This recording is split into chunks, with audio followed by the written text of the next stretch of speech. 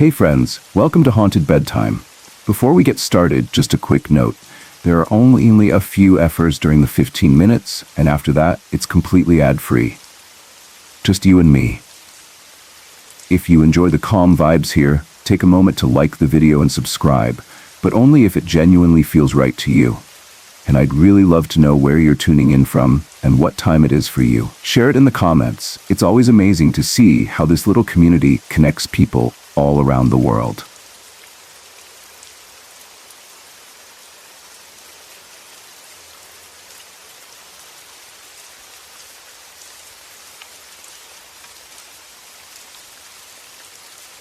A few months ago, I finally got my provisional license, and it felt like someone had quietly unlocked a whole new part of my life. Before that, getting anywhere meant waiting for lifts, planning around buses, or begging my parents at the last minute. But once I had that little plastic card in my wallet, the world suddenly seemed closer. Shops, mates' houses, late-night food runs, even just going for a drive with the window down and music playing. Everything felt possible. My dad had always said that when I got my license, he'd help me out if he could. He wasn't the type to hand over cash for a brand new car, but he did have an old one sitting around that he didn't use much anymore. It was a 1989 Ford Fairlane. It wasn't shiny, and it wasn't the kind of car that made people turn their heads in the street, but it was solid, big, heavy, the sort of car that felt like it belonged on long highways and wide suburban roads. The first time he tossed me the keys, my heart jumped. I walked around it like it was something precious. Even though the paint was a little tired and the interior smelled like years of old air freshener and sun-baked fabric. I ran my hand along the bonnet and tried not to smile too much because I didn't want my dad to tease me. He did anyway. "Don't go thinking you're a race car driver," he warned, but there was a grin in his voice. I promised I'd be careful. I meant it too. I wasn't the kind of kid who wanted to do stupid things on the road. I liked the feeling of driving, the quiet control of it, the way the car hummed under me. The Fairlane had a comfortable, steady feel, like it didn't need to prove anything. It just moved forward, calm and sure of itself. For a while, everything was normal. I drove to TAFE. I drove to the shops. I drove just because I could, sometimes taking the long way home when the weather was nice. I started getting used to the weight of the car, the way it turned, the way it handled bumps. It wasn't perfect, but it was mine. After a bit, though, I started thinking about fixing it up. Not in a big, expensive way, but little improvements. Small things that would make it feel fresher. The Fairlane was older than me, and it showed in little details. Some parts were worn, some were missing, and a few things looked like they had been repaired quickly just to keep the car going. I didn't have much money, so I did what a lot of people do when they're trying to fix up an older car on a budget. I went to the wreckers. The closest wrecking yard wasn't far from my place. The kind of place with a tall fence, a dusty car park out front, and rows of vehicles inside. As soon as I walked through the gate, the smell hit me. Hot metal, old oil, rust, dry dirt, and something else I can't really explain. It smelled like the end of things, like the final resting place for machines that used to carry families around, used to go on road trips, used to sit in driveways under the sun. The yard was quiet, except for occasional banging in the distance where someone was pulling something loose, and the far-off sound of voices drifting around the rows. I signed in at the front, nodded at the guy behind the counter, and stepped into the maze of cars. I wandered for a while, scanning badges and shapes, looking for something close to mine. There were plenty of Fords, plenty of old sedans, and more than a few Fairlanes in different states. Some were basically shells. Some still had decent interiors. Some looked like they'd only been written off because of a mechanical problem, not because they'd been smashed. Then I saw it. It was a gold-colored 1989 Fairlane. The same year as mine, sitting among a line of other wrecked cars, like it had been tossed there without much care. At first, I was excited because finding a matching model usually makes things easy. Parts line up better, connections fit, you don't have to force anything. But as I got closer, that excitement faded. The gold Fairlane was totally destroyed. The entire driver's side had been pushed in so badly that it didn't even look like a normal car shape anymore. The metal was folded and crumpled like someone had grabbed the side and crushed it in their fist. The boot had been torn off its hinges, hanging wrong and twisted, like it had been ripped open. A couple of the doors looked like they'd been cut or forced, the edges bent and sharp. The windows were gone. The roof looked warped, and inside, the interior didn't look like the inside of a car you'd expect to find at the wreckers. There were dark smudges and stains across parts of the upholstery. Not neat marks, not simple dirt. They looked old, set in, like something had soaked deep into the fabric. I remember standing there a moment longer than I needed to, staring at those stains and feeling a cold little shiver under my skin even though the day was warm. I told myself it was nothing. Plenty of cars end up in wrecking yards for messy reasons. People smoke in them, people spill things, cars sit out in the weather, get moldy, get damp. Maybe it was oil or grease from someone working on it. Maybe it was just grime. So I focused on what I was there for. I pulled off the parts I needed, working carefully, taking my time, feeling proud of myself for doing it properly. I remember thinking, at least this is a match. At least this will fit. When I had what I needed, I carried the parts back up to the counter. The guy behind the counter was older, with that kind of tired, knowing look people get when they've seen the same things every day for years. He watched me set the parts down and started ringing them up. "Which car do you take these off?" he asked, not looking up at first. I told him. I said it casually, like it didn't matter, like it was just another car in the yard. He stopped for a second, then slowly looked up at me. "You're pretty game, mate," he said. I laughed a little because I didn't know what else to do. "What do you mean?" He leaned his elbows on the counter and lowered his voice slightly, like he didn't want to speak too loud, even though the place wasn't crowded. "That gold Fairlane," he said. "Couple years back, it was in a fatal accident." The way he said it made the words feel heavier than they should have. Fatal accident. It didn't sound like a simple fender bender or a crash that left someone with a broken arm. It sounded like a story people still talked about. He didn't know all the details. He said he thought it happened in one of the nearby towns. He told me the car had been brought in like that and left mostly untouched because there wasn't much to salvage from the damaged side. But there were still parts that could be stripped. And of course, people did it. I remember shrugging.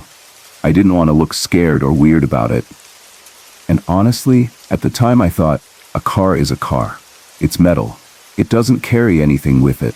It's not like taking parts would bring anything into my own car. So I paid for the parts, thanked him, and went home. That afternoon I got to work. I'm studying auto electrics, so I'm the kind of person who actually enjoys pulling apart panels and dealing with wiring. I like the logic of it. Electricity doesn't care about your feelings. It either flows or it doesn't. If something's wrong, there's a reason. There's a faulty connection, a damaged wire, a blown fuse, a bad relay. You find the problem, you fix it, and things behave again. So I put the parts on my Fairlane and took my time making sure everything was seated properly. By the end of it, I was covered in dust and sweat and I had grease under my nails, but I felt proud. The car looked better. It felt better. Little improvements, but still improvements. I remember stepping back, wiping my hands and thinking, yeah, this is good. This is mine. Then the weird stuff started. It wasn't immediate, not like the moment I turned the key. It came a little later, creeping in slowly, in small annoying ways that could be explained away if you wanted to. The first time it happened, I was driving home from TAFE one night. It wasn't late, but it was dark. The roads were quieter, the kind of quiet that makes your headlights feel like they're cutting a tunnel through the night. I was halfway home when the headlights flickered. Just once at first, like a quick blink, and I thought maybe I hit a bump or something. Then they cut out completely. For a second, I was driving in total darkness. Not the nice, calm darkness of a parked car with the lights off, but the scary kind where the road disappears and you suddenly realize how much you rely on those beams. My stomach dropped. I tightened my grip on the steering wheel so hard my fingers hurt. Then the lights came back on high beam. Bright, harsh, blasting the road ahead like a spotlight. I flicked the switch, trying to bring them back down, but the switch felt normal. It wasn't stuck. It wasn't loose. It was just not doing what it should. The interior light turned on too, glowing softly like someone had opened a door. Then it turned off. Then on again, like it couldn't decide. The radio did something strange too. It changed station without me touching it. The volume jumped down, then up. For a moment, it cut out completely, and all I could hear was the engine and the tires on the road. I talked to myself the whole time, trying to stay calm. "Okay," I muttered. "Loose connection. Bad earth. Something's not seated right." That's what it felt like, an electrical issue. Annoying, but explainable. When I got home, I checked what I could. I looked at fuses. I checked connections. Everything looked fine. The next day, it didn't happen at all. The car drove like normal, dashes like nothing had ever been wrong. But then it happened again and again. Sometimes it would be small, just the radio acting up, or the dash lights flickering. Sometimes it was bigger, like the headlights cutting out and snapping back on. It always seemed to happen at night too, which made it worse. During the day, it was harder to notice. At night, every flicker felt like a threat. I tried to fix it myself. I really did. I checked earth points. I looked for corrosion. I tested voltages. I traced wires as best as I could without tearing the whole car apart. I told myself it was probably something simple I was missing. But the more it kept happening, the more it started to feel less like a normal fault and more like something playing with me. That thought bothered me, so I did what anyone sensible does when they don't want to believe in weird stuff. I took it to a professional. The auto electrician I went to was the kind of bloke who looked like he'd been working on cars since before I was born.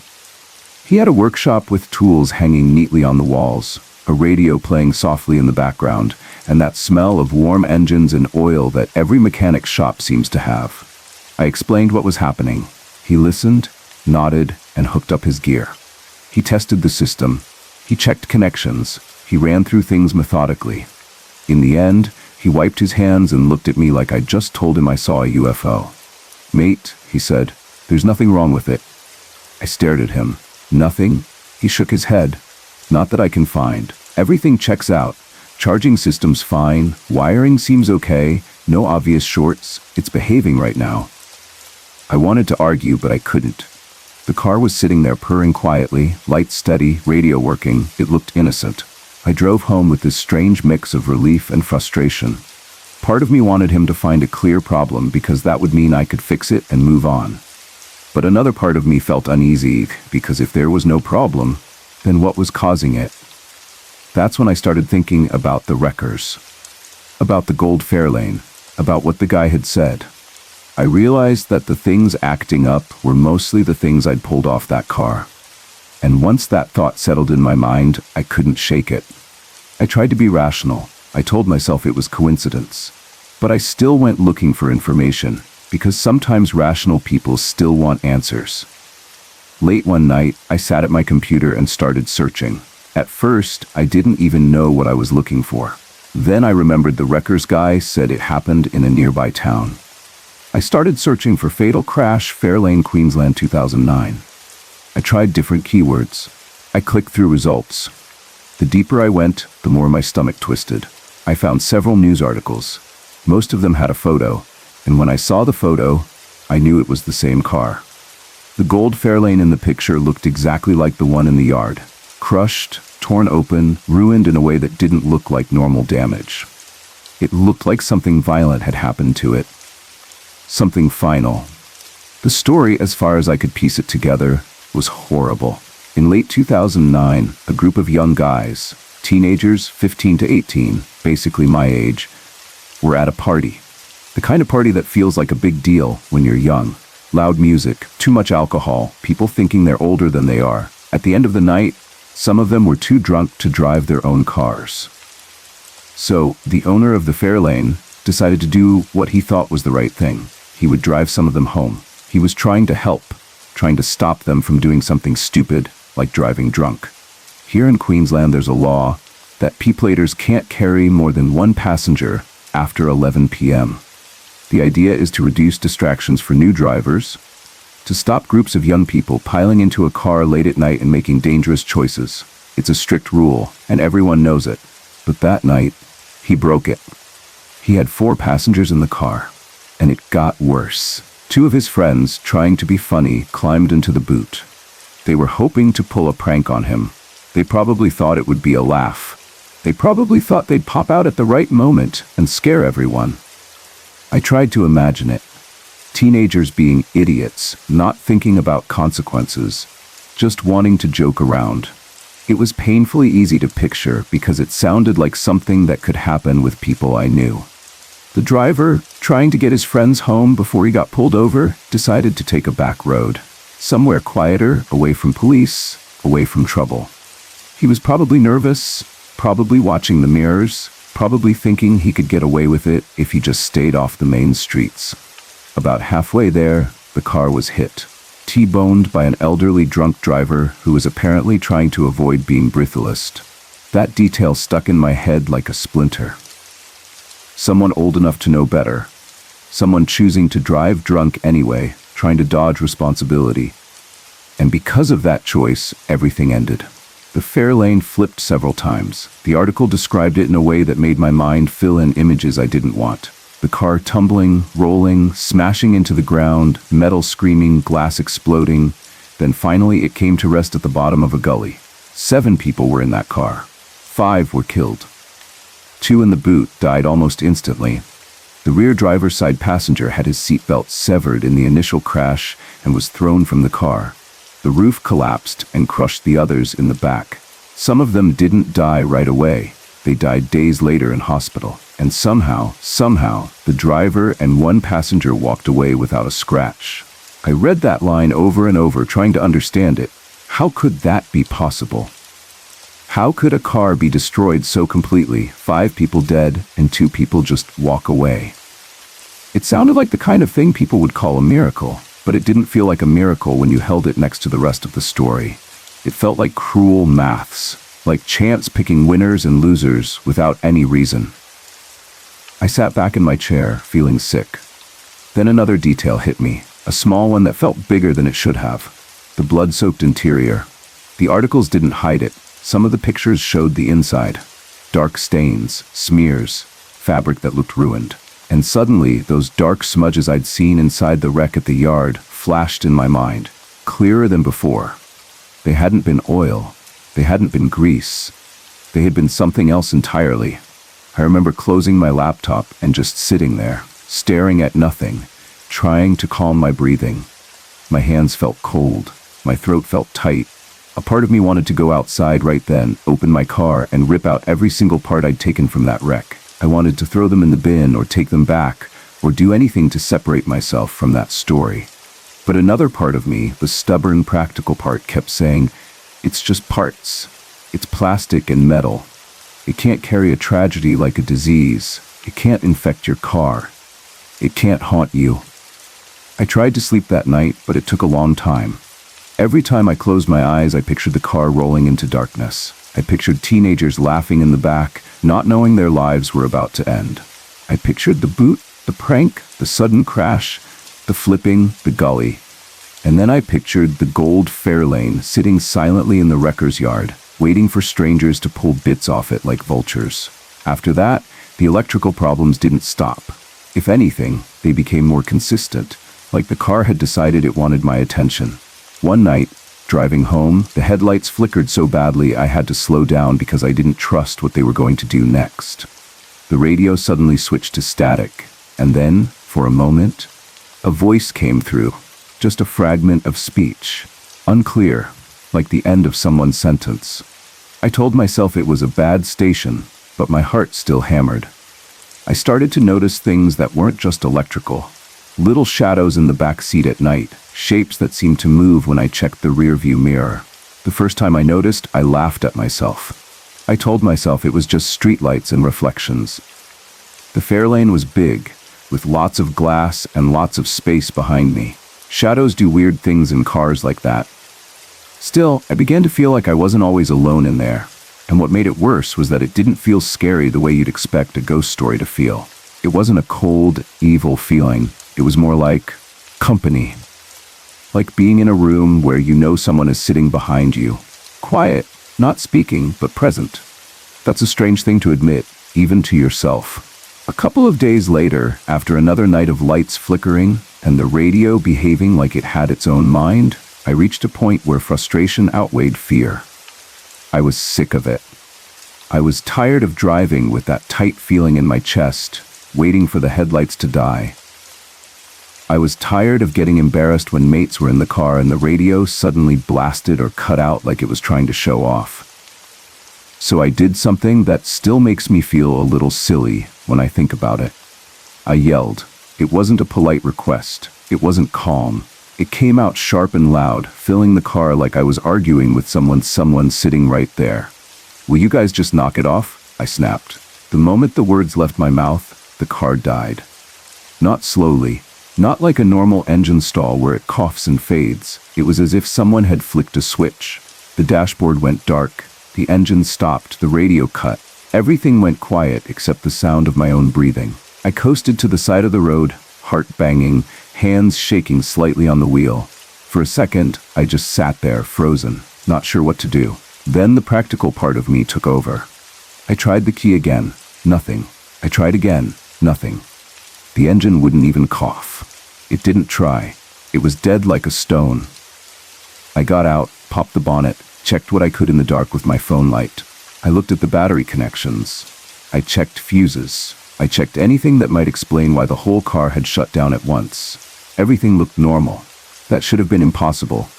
Cars don't just die completely for no reason and then refuse to start, especially when you can't find anything wrong.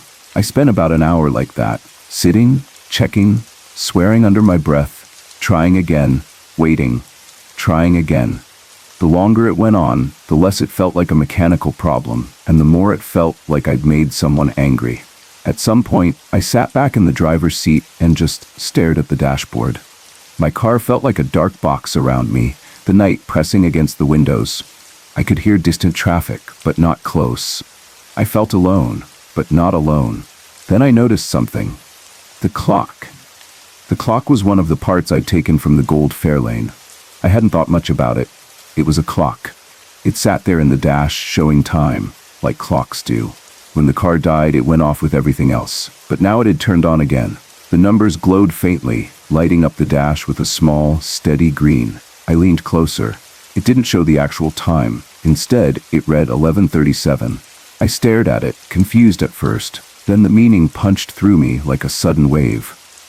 11:37 was the time the crash happened, and it was nowhere near that time now. It was about 3 in the afternoon. The sun hadn't even fully set yet. My mouth went dry. I sat there, not moving, listening to the quiet. For a moment, I thought I heard a small sound from behind me, like a soft shift of weight on the back seat. But when I turned my head, there was nothing. Just empty upholstery and darkness. I swallowed hard and spoke again, but this time my voice was different. "All right," I said quietly. "All right, I get it." I don't know why I said that. I don't know what I thought I was talking to, but in that moment it felt like the right thing to do. A minute later, I tried the key. The engine started like nothing had ever been wrong. It turned over smoothly, steady and calm, the dash lighting up as if it hadn't just died completely for an hour. The headlights came on normal, the radio came back on normal, the interior lights stayed off. I drove home with the clock still showing 11:37, and I didn't touch it. I didn't want to disturb anything. I kept both hands on the wheel and watched the road like it was the only safe thing in the world. After that, the electrical issues stopped. Not slowly, not gradually. They just stopped. The headlights stopped flickering. The radio stopped changing stations. The interior light stopped turning itself on and off. Everything behaved perfectly, like a well-mannered car that had finally decided to follow the rules. It should have made me feel relieved, and in a way, it did. Driving at night became easier. I didn't have that constant fear of sudden darkness. I didn't have to grip the wheel so hard my hands hurt. But the relief came with something else. Because even though the electrical problems stopped, the feeling of presence didn't. If anything, it became clearer, not loud, not dramatic.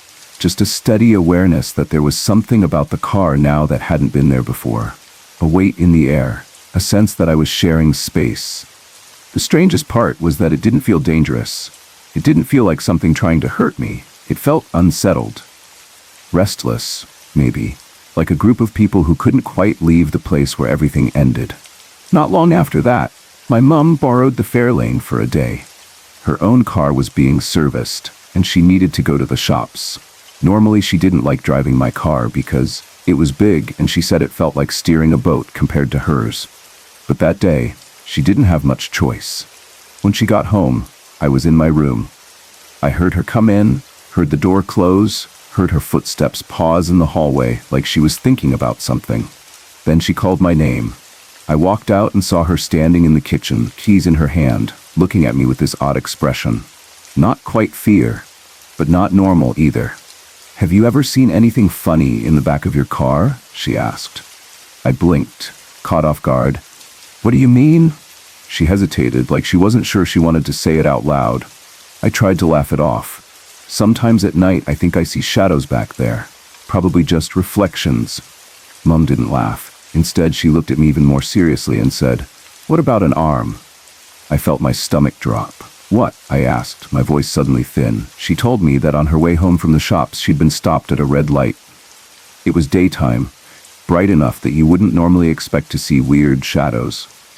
She glanced in the rear-view mirror and then back, just casually, like people do when they're waiting for a light to change. And she swore she saw an arm.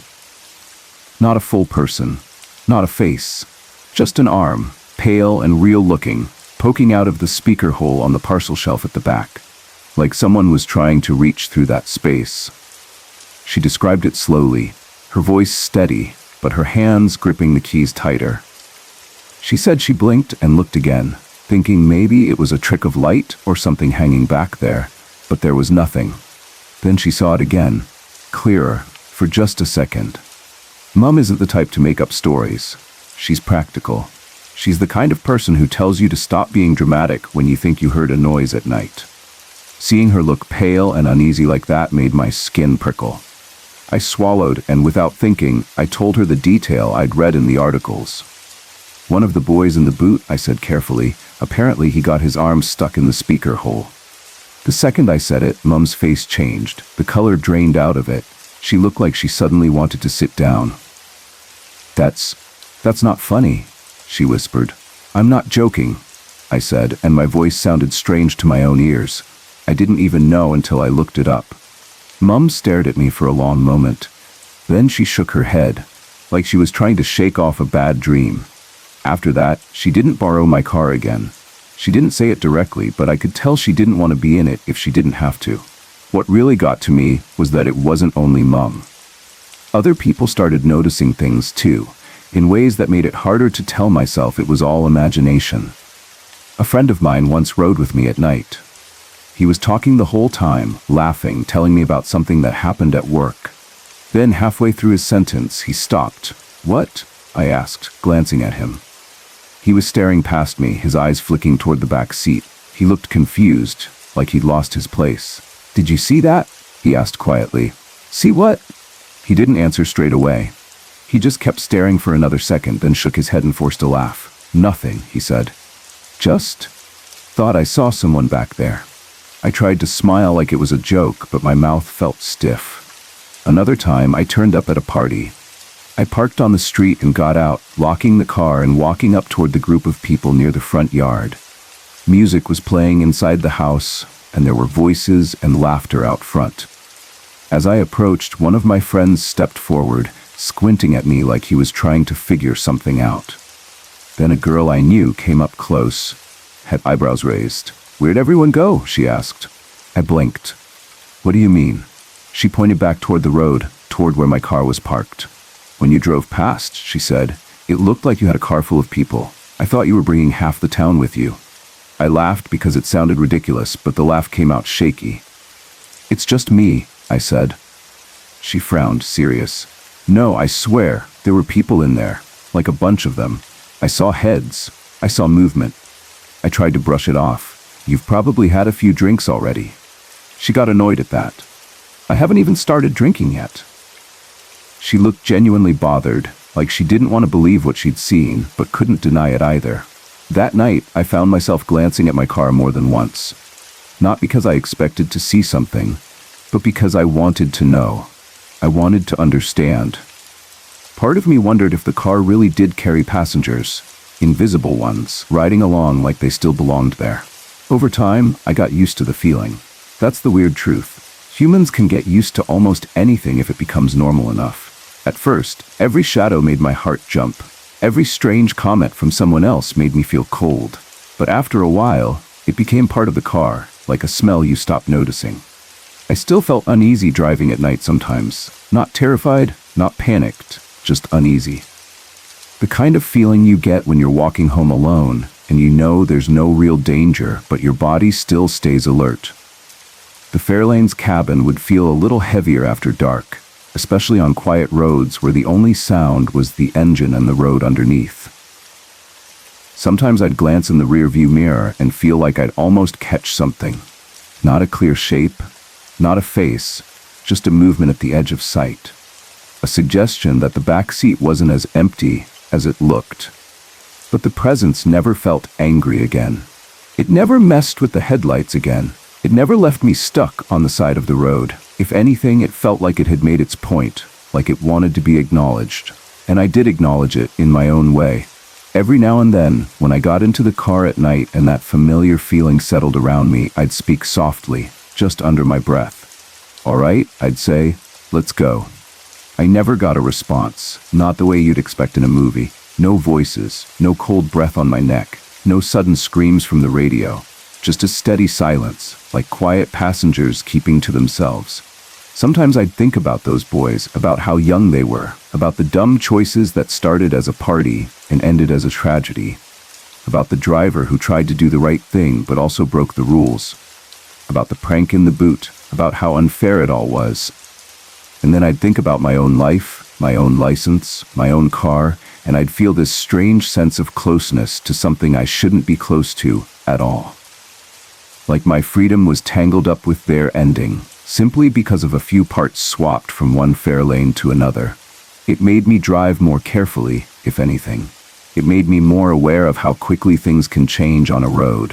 One second you're laughing, the next second you're gone. Some nights, when the road was empty and the headlights cut through darkness like two steady beams, I'd imagine the Fairlane full behind me. Not in a scary way, but in a sad way. Like a car carrying stories that never got finished. I can't say what it is for sure. I don't have proof. If I told some people, they'd laugh and call it nonsense. If I told others, they'd look uncomfortable and change the subject. Even I don't know what I truly believe. All I know is what happened. I took parts from a wrecked gold Fairlane that had been involved in a fatal crash. After I installed them, my car started acting up in ways that didn't make sense. I had it tested and was told there was nothing wrong. I learned about the crash and saw the photos, and the stains I'd noticed suddenly made horrible sense. I yelled into my car like I was talking to someone, and the car died completely. Then the clock came back on, showing 11:37, the exact time of the crash. After that, the electrical issues stopped. And since then, people, including my own mother, have seen things in the car that they can't explain. Now, when I drive at night, I still feel that presence. It's there like a quiet weight, like extra passengers who don't speak. It doesn't frighten me, not exactly. Sometimes it frustrates me. Sometimes it makes me feel sad. Sometimes it makes me feel thoughtful in a way I wasn't before. But in the end, as long as they don't mess with my lights, they're cool to ride along.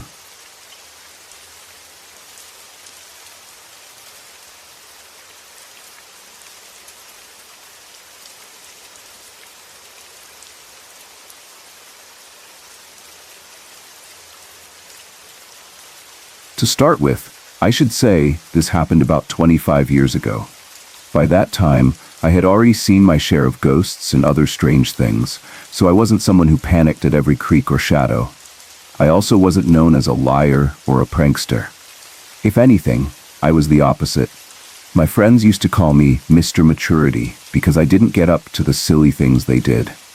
Most of the time, I preferred talking to people who were 10 years older than me. They would smile and say I was an old soul, like I had been born with a mind that didn't match my age. Life had been heavy in the years leading up to that night. My family had lost quite a few relatives and close friends, and grief had become something that felt normal, like a background noise that never fully went away. The most recent loss at that time was my brother. He was only 18 when he died. Losing him did something to our home. It changed the air. It changed how we spoke to each other. Even when we weren't talking about him, it felt like he was always there in our minds.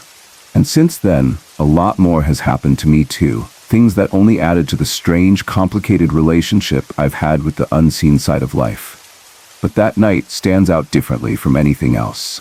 Even now, after all these years, it still sits in my memory like a sharp stone I can't swallow.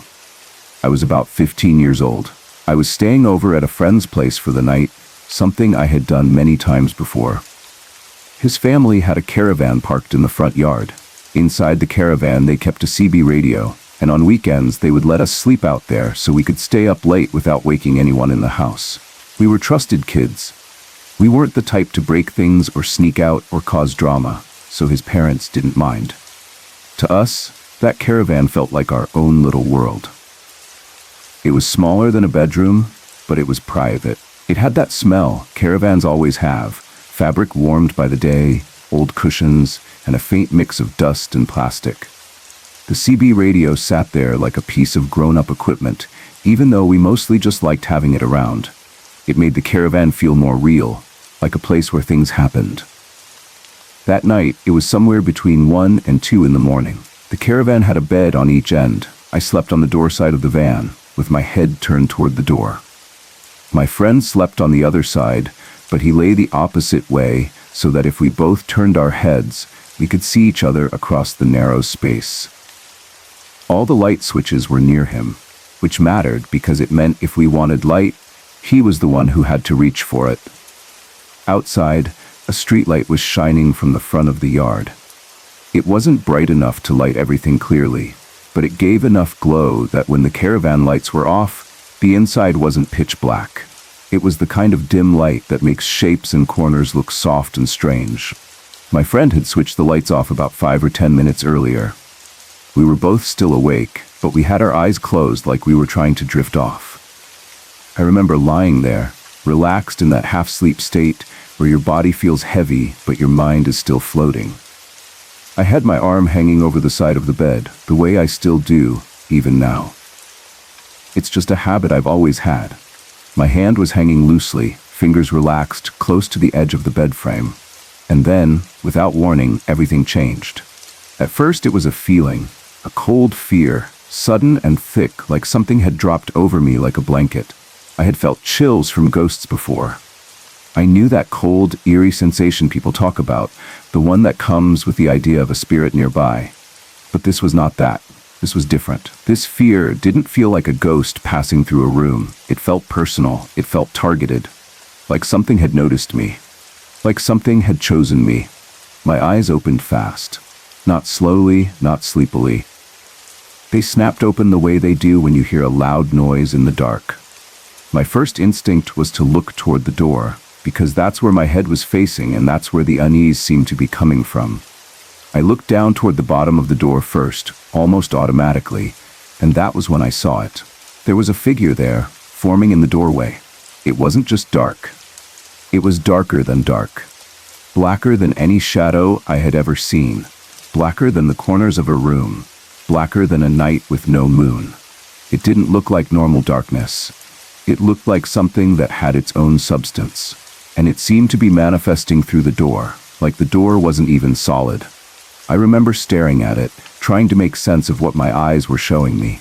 The shape began low, near the bottom of the door, and as I looked up, I saw what looked like legs. The figure was humanoid in outline, but the darkness inside it didn't sit still. It swirled. It moved like smoke, trapped in the shape of a person. It was as if the outline was holding it together, but inside it was alive with motion. The form became solid enough that it blocked my view of the door behind it. That's one of the details that stayed with me. If it had been a trick of light or a shadow cast by something outside, I would still have seen the door through it. But I couldn't. This thing had presence. It had weight in the air. My mind wanted to reject it, to say, no, that can't be there.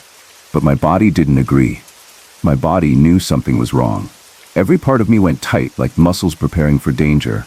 I tried to move. I couldn't. I tried to speak. I couldn't. It wasn't like my body was asleep and my mind was awake the way people describe sleep paralysis. I had experienced that before in small ways, that heavy, frozen feeling. This felt sharper and more awake. I was fully aware. I was completely present. And yet I was trapped. The figure drifted toward me.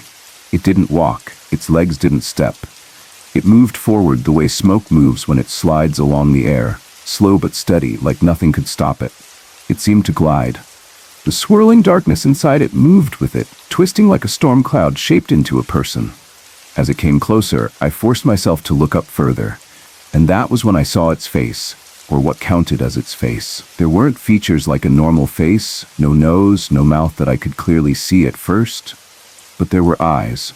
They were burning red, not a soft red, not a faint glow. They were intense, like hot coals, like something lit from within. The kind of red you don't see in nature, the kind of red that doesn't belong in a quiet caravan at 1 a.m. I can't properly describe that red. It wasn't just a color. It felt like a message, a warning, a threat. And the worst part was that I couldn't look away. My eyes were locked on it.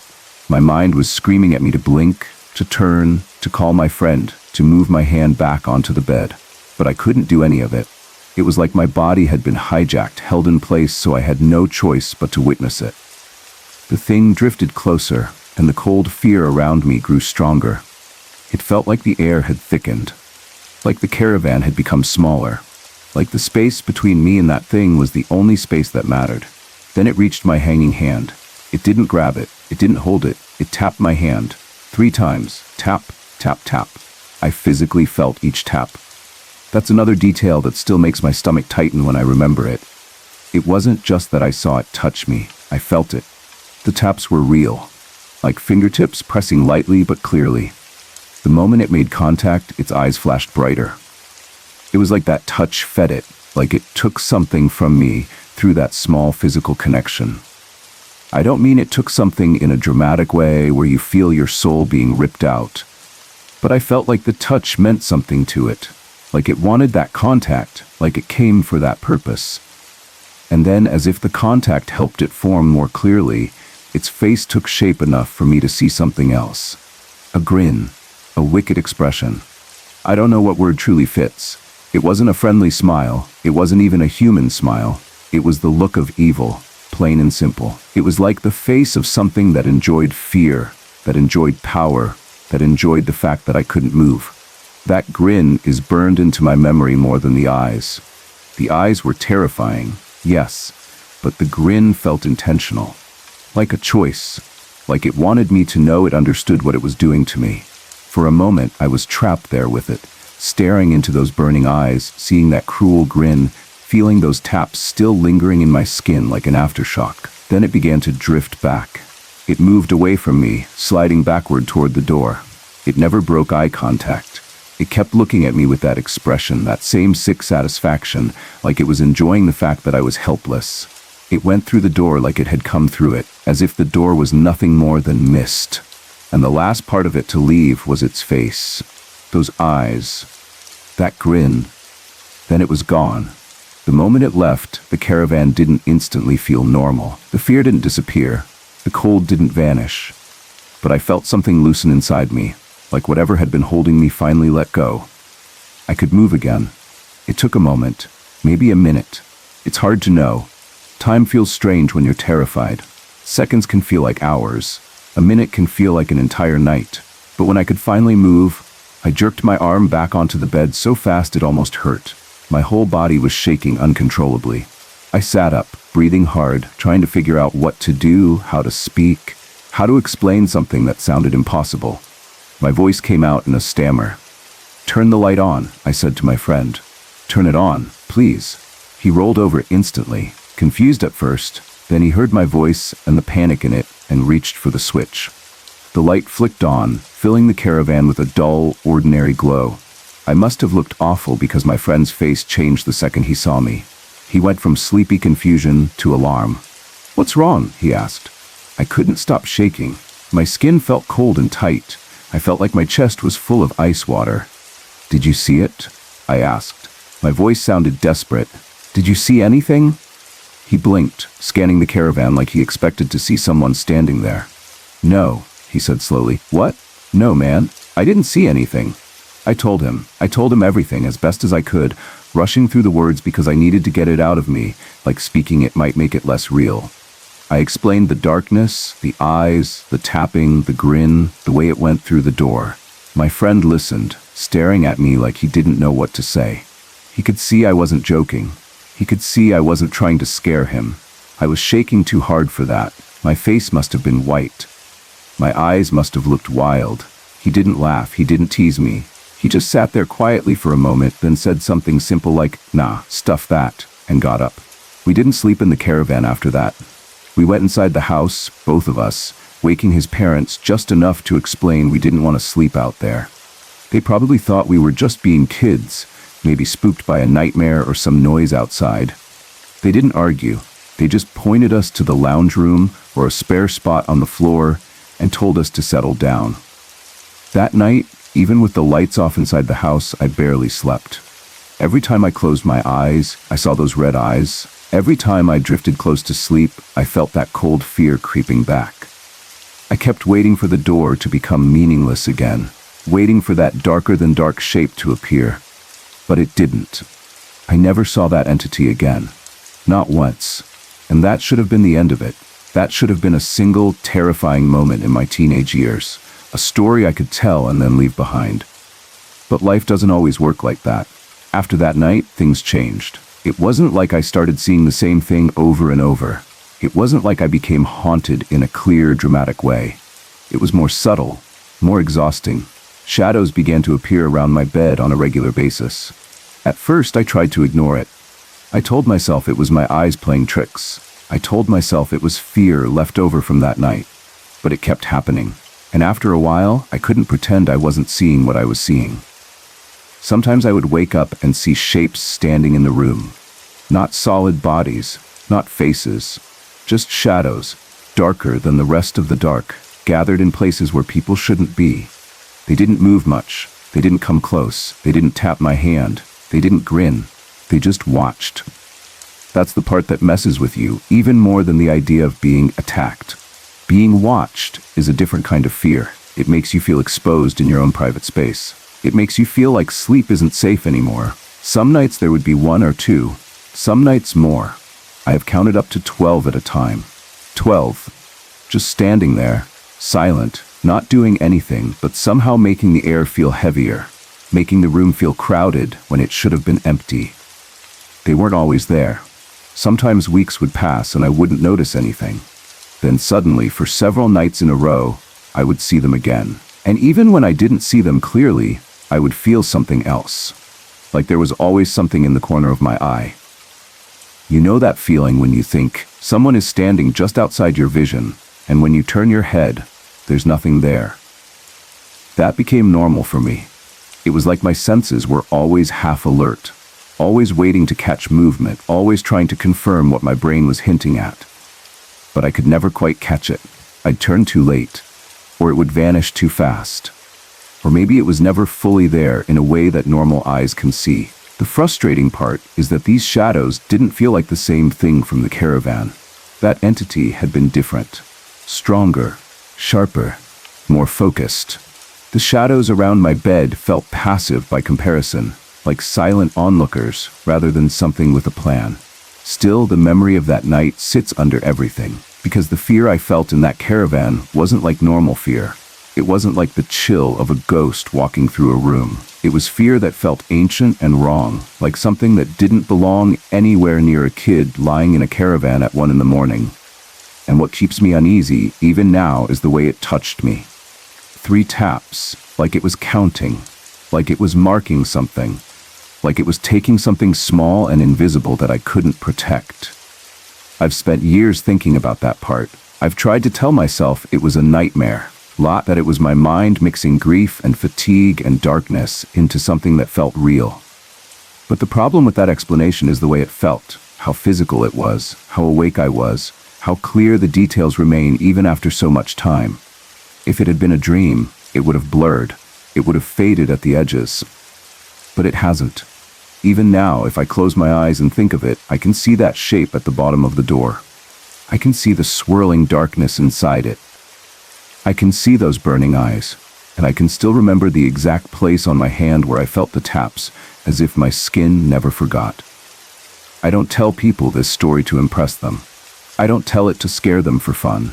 I tell it because it happened, and because it sits in my life like a strange scar. It's one of those experiences that changes the way you look at the dark, even if you pretend it doesn't. And maybe that's why the shadows started coming around my bed afterward. Maybe the caravan thing wasn't just a random moment. Maybe it opened something. Maybe it drew attention. Maybe in ways I don't understand, it let other things know that I could see.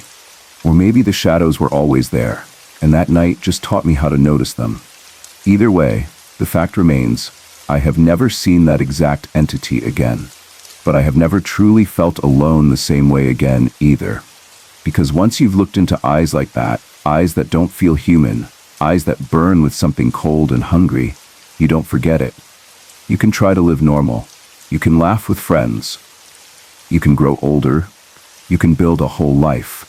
But somewhere deep inside, there's always a small part of you that remembers what it felt like to be frozen in place, staring into the face of something that smiled like evil, and knowing with complete certainty that it was real enough to touch you. Sorry to interrupt. If you're enjoying the story, let me know in the comments and tell me where you're watching from. Don't forget to like and subscribe for more.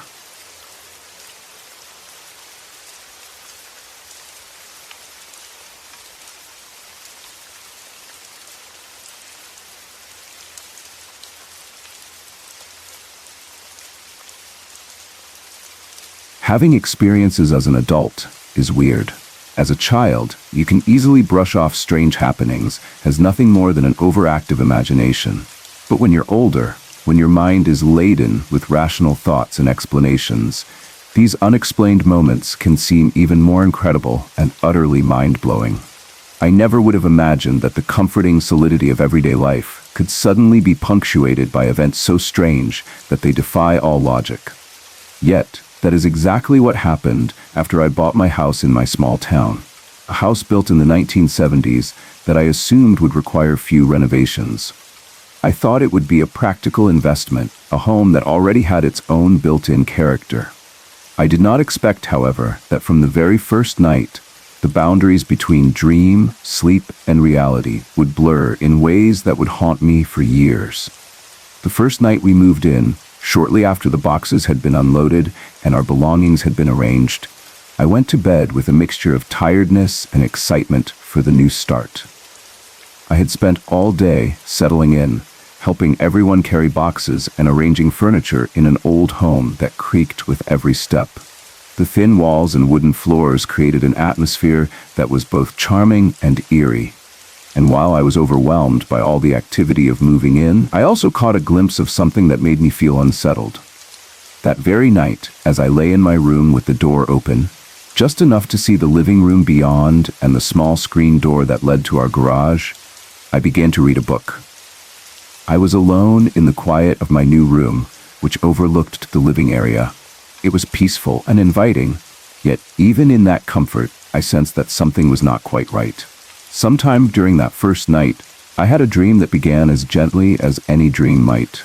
In my sleep, I saw myself lying in my bed when a small child crept slowly through the doorway. It was as if a tiny child, perhaps seeking comfort, had come to lie beside me, much like a little one would when seeking closeness with a parent. In the dream, the child's presence was warm yet haunting, and the familiar security of my bed was suddenly invaded by something so inexplicable.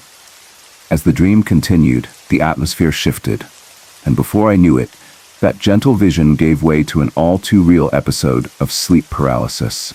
I found myself trapped, fully awake, yet unable to move an inch. It was an indescribable feeling. My body felt heavy, as if weighted down by an invisible force. I could sense the small child still beside me, its presence pressing me ever so gently but persistently. In moments like these, when sleep paralysis grips you, I always force myself to keep my eyes closed until I feel the oppressive sensation finally lift. That night, however, lingered in my memory with a chill that would not soon fade. Eventually, I regained the ability to move, and in a fit of determination, or perhaps a desire to be productive, I got up to unload another couple of boxes. It seemed like a sensible idea. After all, if I was already awake after being paralyzed, why not make use of that time to help settle into my new home? I continued with the day's chores, trying to dismiss what had happened as nothing more than an overactive, imagination-driven nightmare. But as the days turned into weeks, I began noticing other, much smaller things that hinted at the presence of something unusual in the house. It started with minor events, objects disappearing from one place only to reappear later in unexpected corners. Doors that would open and shut on their own as if touched by unseen hands.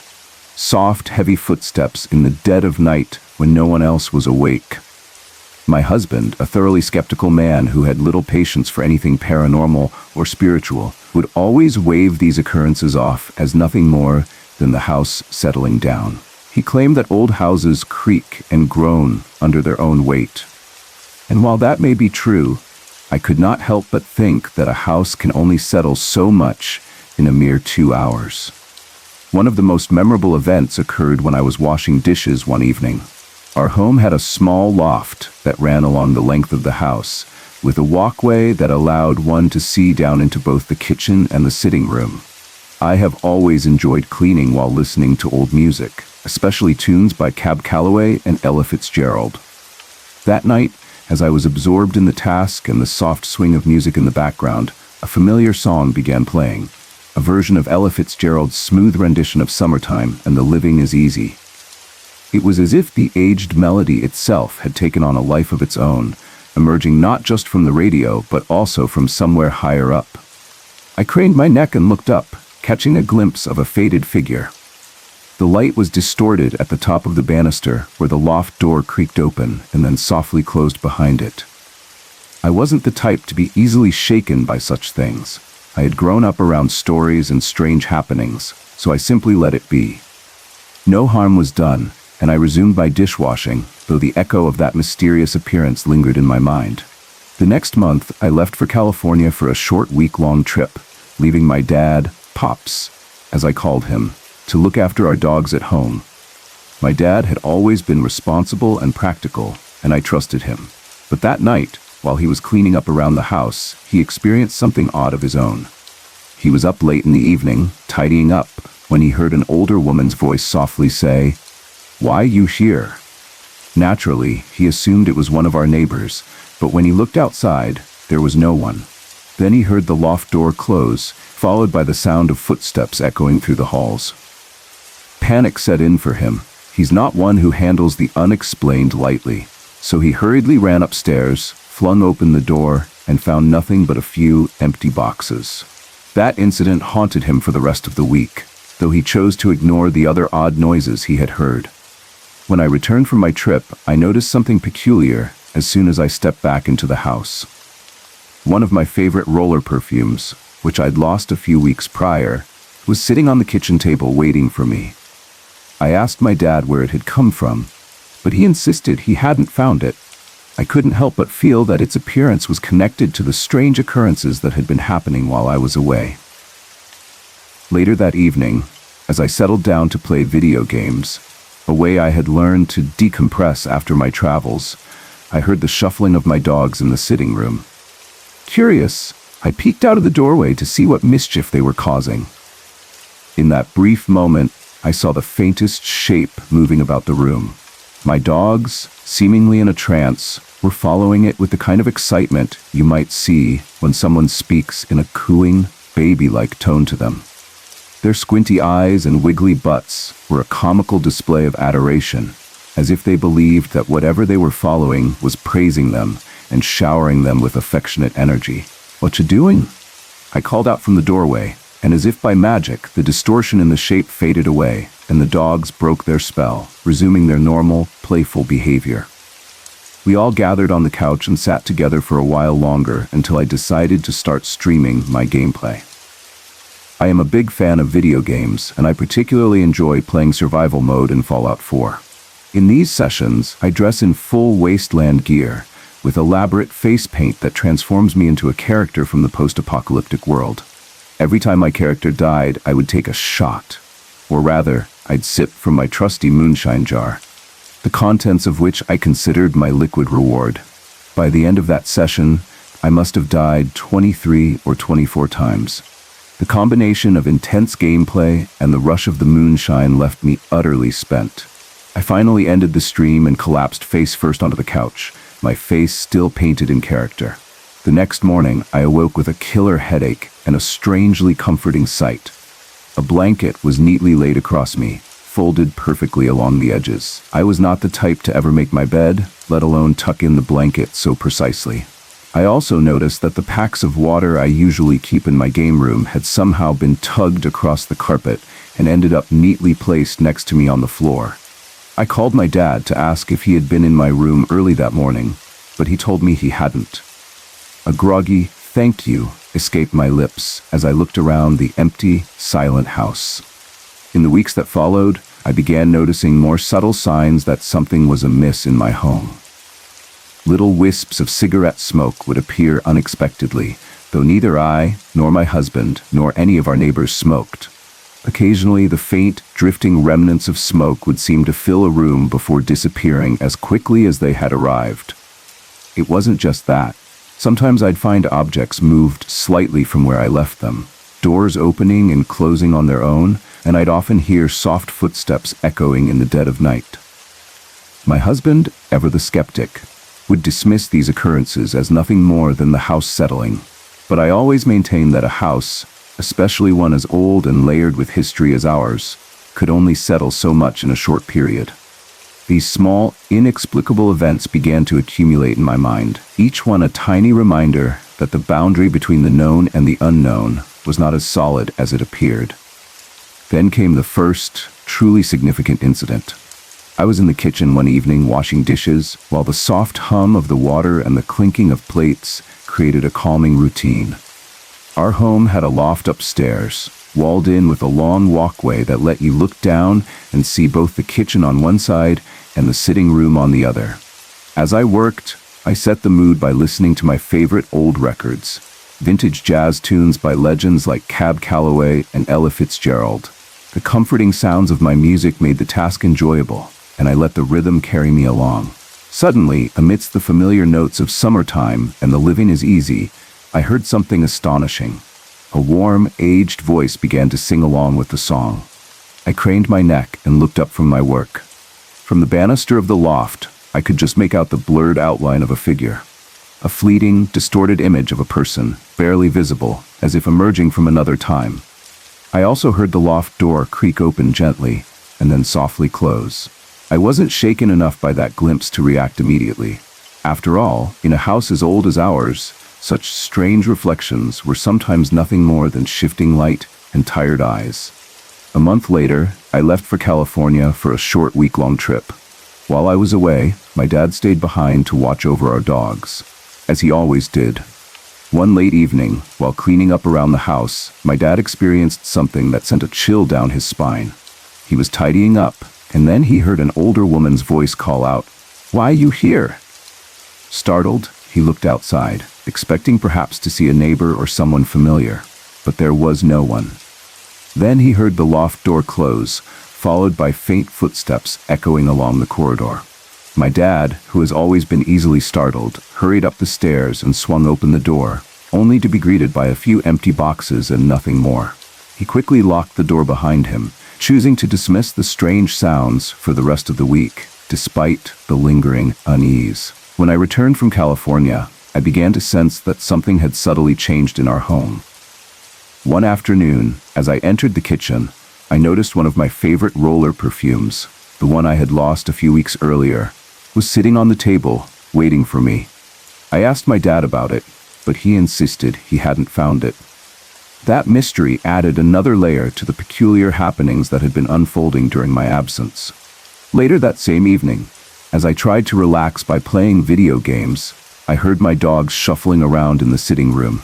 Curious, I peered out of the doorway to see what mischief they were up to. To my amazement, I saw a faint, almost imperceptible shape moving through the room. My dogs, in their usual affectionate manner, began to follow the shape eagerly, as if they recognized a friend. They tilted their heads, squinted their eyes, and wagged their tails vigorously, acting as though the phantom presence were comforting them, praising them even. I called out, "What you doing?" And, in that instant, the distortion faded and my dogs snapped out of their trance. We settled on the couch for a while, basking in the residual calm of the moment before I decided to stream some of my gameplay. I've always enjoyed playing survival mode in Fallout 4, especially in full wasteland attire with elaborate face paint that transforms me into a warrior of the post-apocalyptic world. Each time my character died, I'd take a small sip from my moonshine jar, my way of commemorating each death in the game. That night, I lost count. I must have died 23 or 24 times, and by the end of the stream, I was completely spent. The game, the moonshine, the adrenaline, all blended into a haze of exhaustion, and I eventually ended the stream, collapsing face first onto my couch, still adorned with face paint. The next morning, I awoke with a killer headache, the remnants of a sleepless night weighing down on me. As I tried to gather my scattered thoughts, I noticed something unusual. My blanket, which I never bothered to arrange, had been neatly folded and tucked carefully along its edges, resting gently on my shoulder. In addition, I discovered that the packs of water I keep in my game room had been repositioned on the floor next to where I slept. I called my dad to ask if he had been in my room early that morning, but he insisted he hadn't. With a groggy thank you to the empty house, I could only wonder at the inexplicable tidiness left behind by an unseen force. In the weeks following that night, I began to notice other strange occurrences. Little wisps of cigarette smoke would appear, drifting through the air in my home without any apparent source. While I eventually brushed it off and carried on with my daily chores, unloading boxes, washing dishes, and going about my routine, the memory of that paralyzing fear clung to me like a stubborn ghost. Over the next month, life continued largely as normal. I eventually left for a week-long trip to California, and while I was away, my dad was left to care for our dogs alone. After I returned, I began to sense that the house had responded to my absence. Small things would appear unexpectedly. A roller perfume I thought I had lost would reappear on the kitchen table, as if placed there by an unseen hand. I asked my dad about it, and he insisted he hadn't found it, leaving me to wonder if this was one of those subtle signs that I had once felt. That same evening, as I played video games to decompress from my travels, I heard the soft shuffling of my dogs in the sitting room. Peeking out from the doorway, I caught a fleeting glimpse of a shadowy figure moving about, so faint that it was almost like a trick of the light.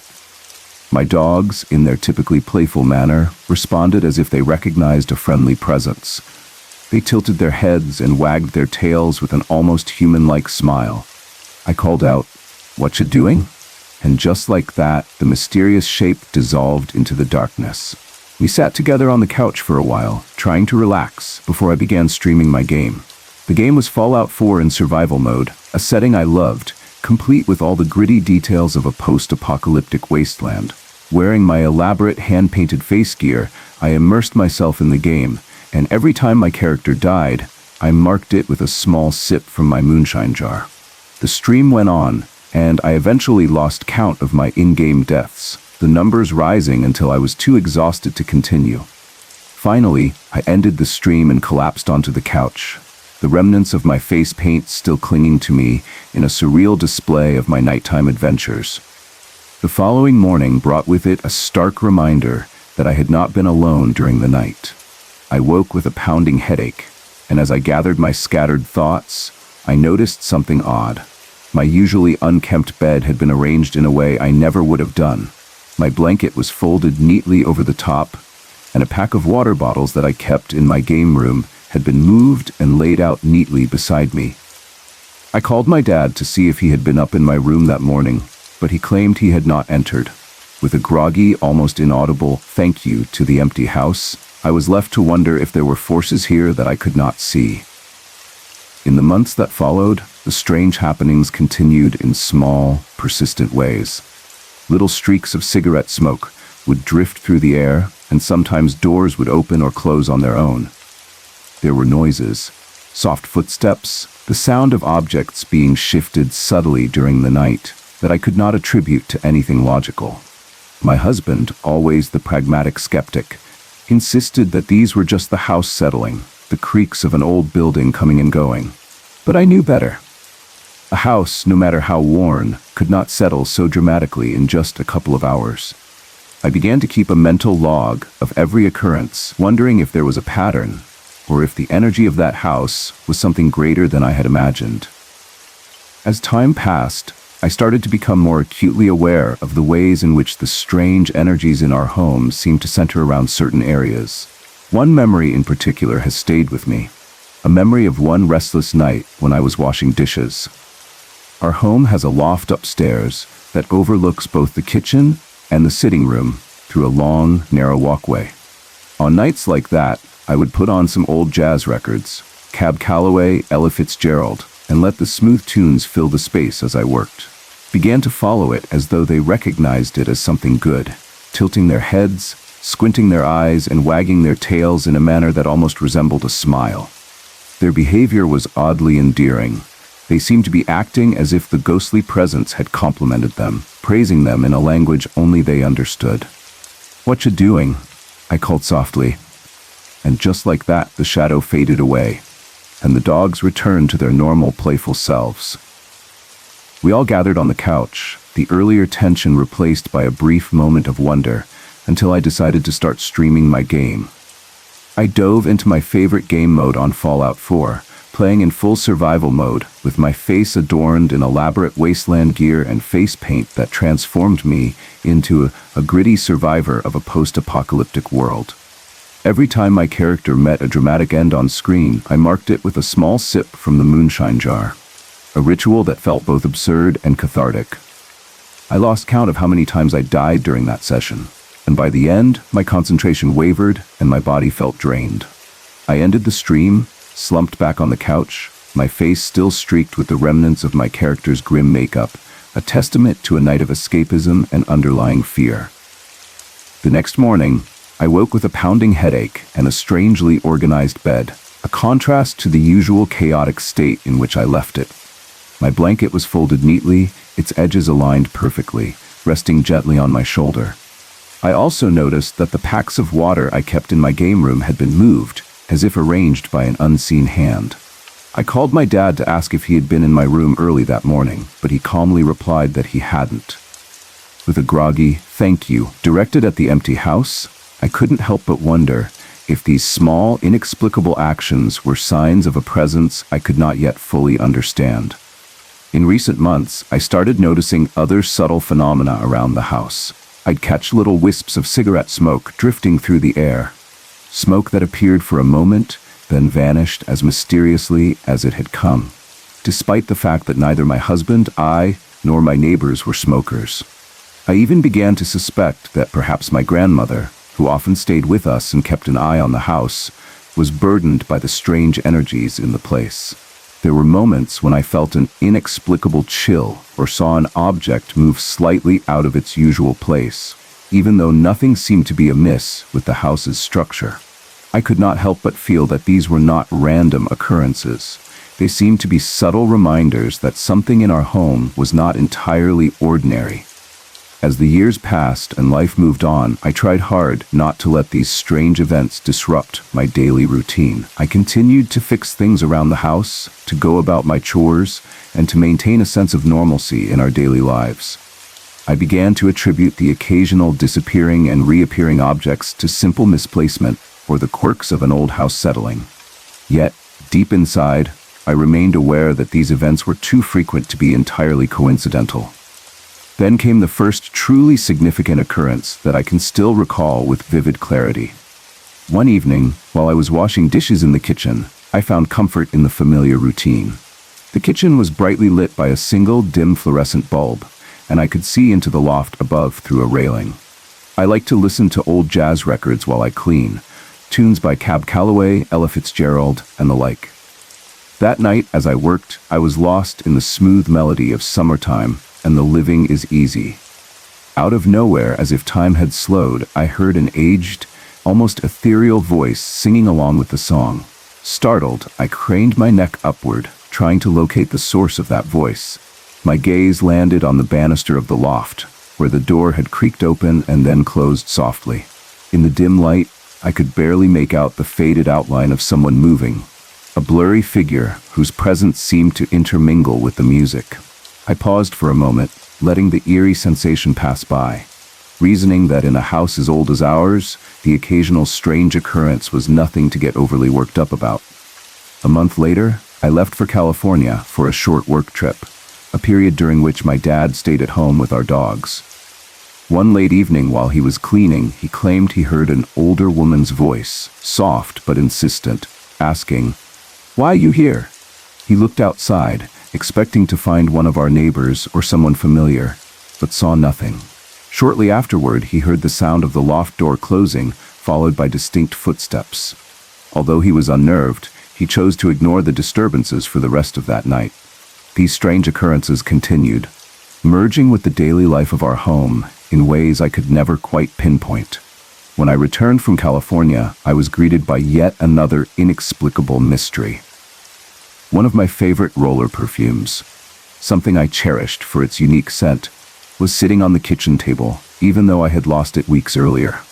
I asked my dad where it came from, but he told me he hadn't found it.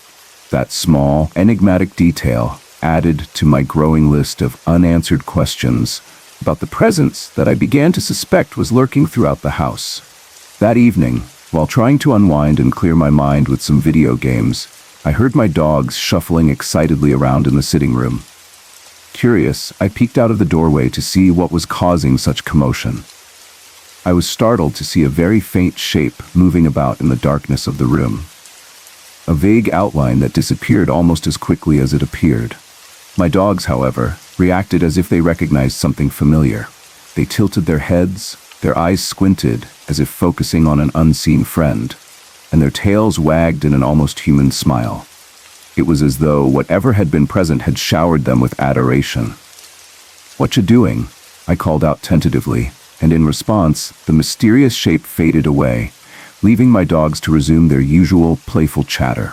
We all gathered together on the couch, sharing a quiet moment that was both unsettling and strangely heartwarming, until I decided to continue with my online gaming stream. I spent the night playing Fallout 4 in survival mode, a game that allowed me to immerse myself in a post-apocalyptic world dressed in full wasteland gear, complete with face paint to transform me entirely. Every time my character met an untimely demise, I marked each death by taking a small sip from my moonshine jar. At one point, the in-game death counter had climbed to 23 or 24, and by the time I ended the stream, I was utterly exhausted. I collapsed onto the couch, face paint still intact, the remnants of my digital adventures mingling with the weight of the night's surreal experiences.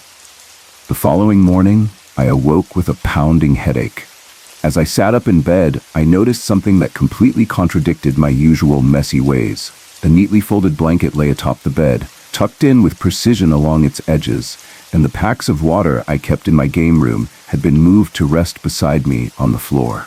My first thought was to call my dad, but he insisted that he hadn't been in my room early that morning. With a groggy thank you directed at the empty, silent house, I was left alone with my swirling questions. In the days and weeks that followed, the strange happenings continued in small, almost imperceptible ways. I would catch sight of little wisps of cigarette smoke drifting unexpectedly in a room, though no one in our household smoked. Not my husband, not me, and certainly not any of our neighbors, except for the occasional habit of the old auntie next door. These ghostly trails of smoke appeared, lingered for a moment, and then faded into nothingness, leaving me to wonder if they were signs of a presence I could neither see nor understand. At times, I even began to think about whether my grandmother, who often stayed at home to watch over our property, felt overwhelmed by the strange energy that seemed to permeate every corner of the house. I couldn't help but imagine that she, too, sensed that the boundaries between the natural and the supernatural here were thinner than they should be. Despite all these occurrences, I tried to maintain a semblance of normalcy.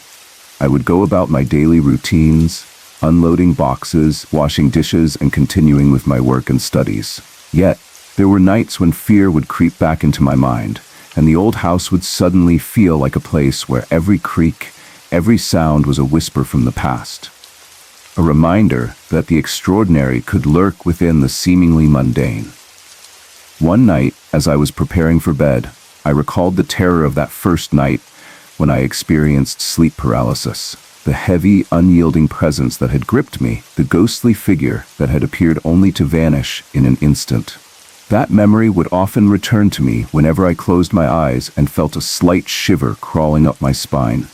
I learned over time to keep the light on, to not let my guard down when the night was quiet.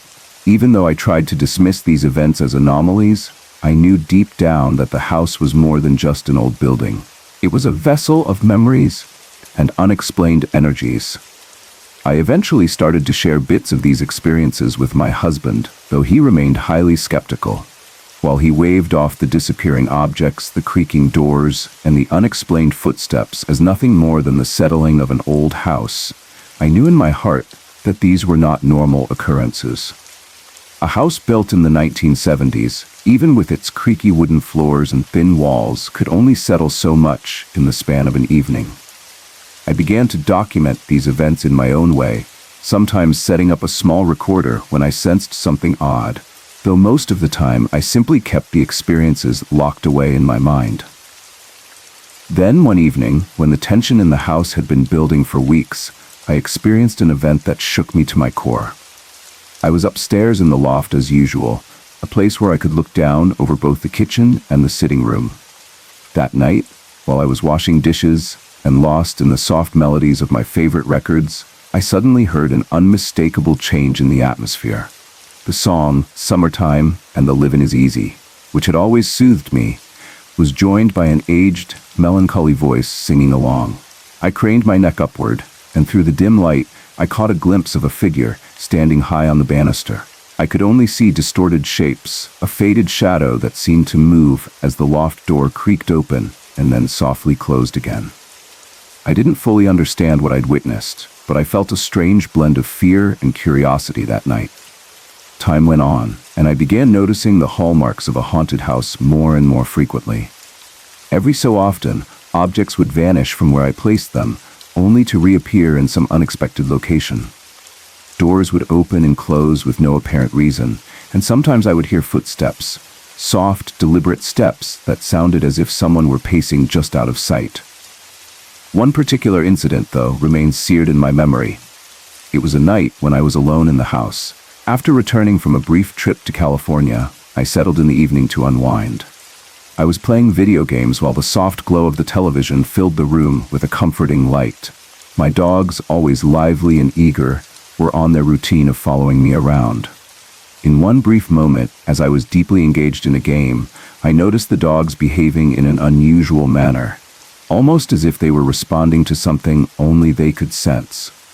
Their tails wagged, their eyes shone with an almost human-like adoration, as if someone or something had told them that they were special. I stepped out of the doorway to see what had caused this sudden change. For a split second, I saw a faint shape moving in the living room, a fleeting form that vanished as quickly as it had appeared.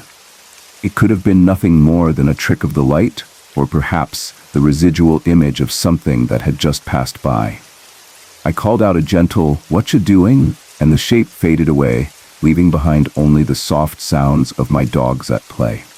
We spent the rest of the evening together on the couch. Does not exempt one from experiencing the mysterious. On the contrary, the more logical and questioning our minds become, the more astonishing these experiences seem, challenging the boundaries between reason and the inexplicable.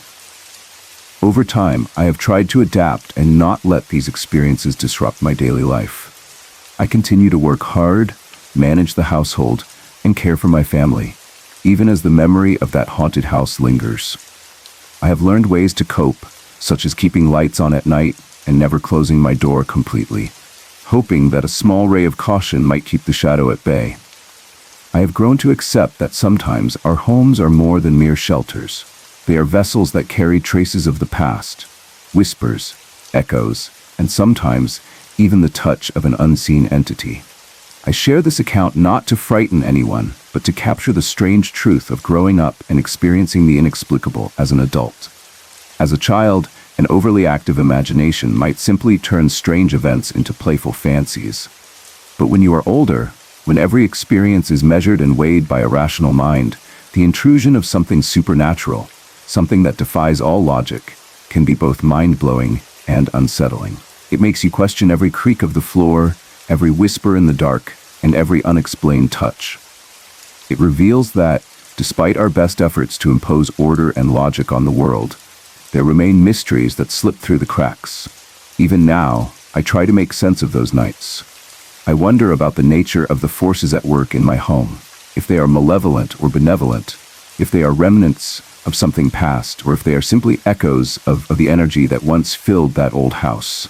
Every so often, when I lie awake at night and the silence of the dark home feels almost too heavy to bear, I remember the cold touch that left me paralyzed and the haunting vision of that ghostly face. I remember how I prayed, how I fought back with faith, and how, in the end, I managed to escape the grasp of fear. My journey since then has taken many turns. I have moved from that old, creaking house to newer, more modern environments, and I have tried to leave the memories of that time behind me. Yet, they remain a part of me, a tapestry, woven from the threads of fear, wonder, and the ever-present reminder that the past never truly lets go. I have learned that every home, every space we inhabit has a hidden history. The creaking floors, the whispering walls, and even the inexplicable movements of everyday objects are gentle reminders that we are never truly alone. I now live my life with a cautious optimism. I do not allow the fear of the unknown to control me, but I also respect the subtle signs and messages that come when I least expect them. I have come to believe that these experiences, while unnerving, have shaped me. They have taught me about resilience, about the importance of staying alert, and about finding strength in the face of unexplained phenomena. I continue to research, to document, and to wonder about the mysteries of the paranormal, even as I cling to my rational mind. Perhaps the most profound lesson I have learned is that being an adult does not shield you from experiencing the inexplicable. In fact, it makes the encounters even more poignant, because the rational mind is forced to confront the irrational in a way that is both humbling and awe-inspiring. There is a delicate balance between skepticism and belief, a balance that I continue to navigate every day as I try to make sense of the strange events that once disrupted my life. Now, as I reflect on all of these experiences, I realize that they are not isolated anomalies, but part of a larger tapestry of moments that remind me of the fragile boundaries between our world and the realm of the unknown. Whether it was the ghostly child in my sleep paralysis, the mysterious movements of everyday objects, or the fleeting, ethereal presence I sensed while performing routine tasks, each event has contributed to a deeper understanding of who I am and what lies beyond the visible. I share this story not to instill fear, but as a testament to the complexity of our experiences as we grow older. The world is full of enigmas, and sometimes in the quiet moments before sleep, or in the sudden rush of adrenaline during a silent night, we catch a glimpse of something that challenges all that we believe is real. For me, those experiences have not only left a mark on my memory, but have also pushed me to accept that life's mysteries are vast and often inexplicable. They remind me that the most ordinary places, our homes, our classrooms, our workplaces, may harbor secrets, hidden layers of history and energy that we can neither fully understand nor predict. The memories of that old house, with its creaking floors and whispered terrors, have gradually become a part of who I am. They have taught me to face the unknown with a mixture of courage and caution, and they have instilled in me a persistent curiosity about the unseen forces that shape our existence. While I now live in a more modern, secure environment where those nightmares are less frequent, the echoes of my past still resurface from time to time. A creak in the middle of the night, a soft rustling that shouldn't be there. Each anomaly is a reminder that the past is never truly gone. It lingers in the spaces we once called home. I now strive to create a safe and loving environment for my family, determined to build a life filled with warmth and security rather than fear. Yet, every so often, I catch a fleeting glimpse of a shadow at the edge of my vision, or I feel a chill in the middle of an otherwise quiet night. In those moments, I remember that formative, terrifying experience and acknowledge that even in adulthood, with all our rational thought and logic, there are mysteries that we may never fully understand. I've learned to accept that these moments exist alongside our everyday lives, as unavoidable and inexplicable as the changing of the seasons. This is my story, a long, winding journey marked by the eerie experiences of a haunted past. It is the story of a young girl who at 15 learned that sometimes the spaces we inhabit carry more than the memories we leave behind. They carry whispers of things unseen. It is a story of fear confronted with prayer, of unknown forces met with the courage to persevere, and ultimately of the strength found in the wake of terror. Though those haunted nights in that old house were painful and filled with inexplicable fright, they also became a crucible in which I forged my resilience, determination, and a deep-rooted respect for the mysteries of life. Even now, as I look back on those years with a blend of sorrow and understanding, I realize that they helped shape me into the person I am today. A person who values safety, cherishes family, and remains ever curious about the unseen forces that occasionally brush against the mundane.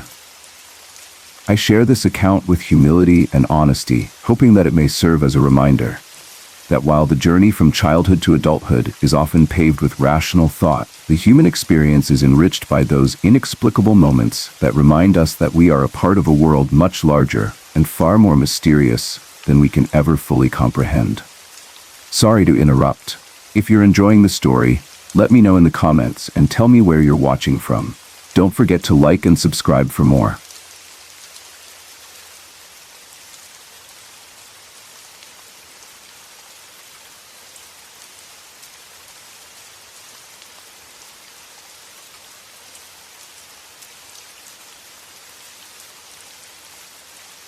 It was in early November in Ohio. The false warmth of summer had finally faded, leaving behind a crisp, chilling air that hinted at the approaching winter. My aunt, who lived only a 10-minute drive away, had decided to spend the winter at her beach house in South Carolina. Meanwhile, my girlfriend and I were staying at my parents' older, smaller house. With both of us living under my parents' roof, we were beginning to feel cramped, so my generous aunt offered that we temporarily move into her newer, emptier home for the winter, if we could take care of it. Without hesitation, we accepted her offer. That Friday night, after my aunt had left for South Carolina, we loaded our suitcases, packed a few boxes of food, and drove to her house, moving in quickly. Once we were settled in, we prepared dinner, watched a movie, and soon drifted off to sleep. Both of us exhausted by the day's activity and the emotional relief of having our own space. The next morning, I awoke around noon in time to catch a football game on TV. My girlfriend was still sound asleep, and I was careful not to disturb her as I got up quietly. The game brought out that typical Midwestern passion. I found myself yelling at the TV during a bad penalty call. Realizing I had been louder than intended, I rushed to our bedroom to check on her, half expecting her to be startled awake. When I reached her room, I saw that she remained fast asleep. I gently shook her, asking if she was all right, and offered her a glass of water. Although she continued sleeping, she gave a soft, non-committal nod, and I carried on with my day. Hours passed slowly, and by about 4 p.m. I noticed that my girlfriend still hadn't gotten out of bed even once. Growing concerned, I went to wake her again. As soon as my hand touched her shoulder, she jumped and yelped in fright. When I asked if she was okay, she told me of a vivid, unsettling nightmare. A nightmare in which she dreamt of a black bear slowly walking toward her with a candle in its paw, its eyes burning with an eerie intensity, as though it were trying to set her ablaze. She had tried desperately to wake from the nightmare, but her exhaustion held her captive in that horrifying vision. Although the description was strange and deeply unsettling, we did not dwell on it too much. Once she got up, she seemed fine, and I hoped that the fear would gradually subside. The first few weeks passed in relative normality, almost as if that nightmare had been a one-time anomaly. Then, one quiet evening, I was in the office printing some forms I needed for an interview the following day. My girlfriend noticed me using the printer and waited until I left the room before she took a photocopy of her hand. Later, when she joined me in the kitchen, she handed over the photocopied paper with 2 and from written on it, our names following in the appropriate order. We both laughed at the novelty of the gift, and I hung it on the refrigerator as a small token of the night, a light, teasing moment amid otherwise odd happenings. That night, in the deep stillness of sleep, something else occurred. I awoke suddenly, drenched in cold sweat. Though the disturbance was not as overt as before, it was enough to shake me. I tried once more to close my eyes and drift back into sleep. Then, compelled by a force I could not explain, I found myself rising from bed and walking to the laundry room. It was then, as I entered the room, that I noticed both the basement door and the door leading to the garage were wide open. This was bizarre because I had been meticulous in checking all our doors before heading to bed that evening. I paused, troubled by the sight, but without overthinking it, I closed and locked both doors, then returned to bed. I did not sleep well that night. When I eventually laid back down, I suddenly felt a tightness in my throat, an almost choking constriction that robbed me of every breath. I desperately tried to drink water, but nothing helped. I forced myself onto my side, keeping my eyes fixed on the alarm clock that stubbornly read 3 a.m. Time crawled by as I fought to calm myself and eventually managed, with difficulty, to fall back asleep. The sensation of my throat slowly easing was intertwined with a deeper, indescribable dread that would not leave me easily. The next morning, I managed to get up in time for my interview, though my mind remained clouded by what had happened. The interview nearly went uninterrupted until my girlfriend called me, trying to reassure me, but by that time I was already juggling my own fears and fatigue. Eventually, when I was finally able to answer her calls, she told me that she believed someone else was in the house. Alarmed, I rushed home, only to find that every door was locked, and in the state I had left them that morning, except for the basement door, which remained ominously open. When I arrived, my girlfriend was panicked. In a trembling voice, she recounted that she had woken up with a sensation of her throat constricting until she could barely breathe. She then heard footsteps in another room, and despite knowing I was not home at that time, she had instinctively called out my name into the eerie silence. Shortly after hanging up, she claimed to have heard and felt a low, harsh sigh by her ear. That detail sent chills down my spine, not only because of its inherent terror, but because I remembered feeling the same throat-constricting sensation on that night in my own way. We discussed the possibility that there was some sort of spirit or unknown presence in the house. My husband, ever the skeptic of anything paranormal, dismissed it as our old house settling, or perhaps an overactive imagination fueled by tired minds. But deep inside, I couldn't shake the feeling that what was happening was something far beyond normal disturbances. I realized that as an adult, experiencing these things was far more unsettling than when I was a child. The rational mind struggles to explain away such intrusions, and the more you try to understand, the more you are forced to confront the inexplicable. That same night, my girlfriend decided to call one of her friends who claimed to be a psychic. I rolled my eyes at the thought. My skepticism was as firmly rooted as ever, but I kept quiet as she relayed our experiences to him. As he spoke on the phone, he described in detail a dream he had that very night in which he and my girlfriend were sitting together in a room. In that dream, he saw a white candle flickering beside a large blue flower vase, a broken, oversized clock mounted on the kitchen wall, and a long, dim hallway connecting the living room to the front door. As we listened, my eyes darted across our living room, comparing each detail to our surroundings. Astonishingly, his descriptions matched our house perfectly. He continued, describing a scene where he answered a creaking front door to find a robust, dark, shaggy-haired man, demanding he either place a curse upon the house or force the occupants out. The dream ended with that ominous threat, and then, as if to drive the point home, he instructed my girlfriend and me to get rid of any items in the house that bore our names. Almost immediately, my mind went to the photocopy of her hand, with "to" and "from" written on it, a memento we had so recently affixed to the refrigerator. My stomach dropped as I realized the uncanny coincidence. We did exactly as he advised and threw the piece of paper away, though nothing seemed to change right away. Later that night, an eerie quiet settled over the house that was almost tangible. As we sat silently trying to understand the chain of events, I began to piece together fragments of the night's bizarre occurrences. I recalled the feeling of cold air infiltrating our rooms, the subtle movement of objects and shadows, and the more intense sensations that had shaken us both. Slowly, it became clear that these strange happenings might be connected. One recurring detail was the basement door, opened at odd hours, as if welcoming something. In our home, that door had been the epicenter of the eerie, inexplicable energies we experienced. Soon enough, the psychic's dream description revealed something even more personal. As we listened, we began to notice that in the basement of my girlfriend's temporary home was a large, plush black bear. Not just any bear, but one that I recognized as belonging to my uncle, who had passed away a few years before.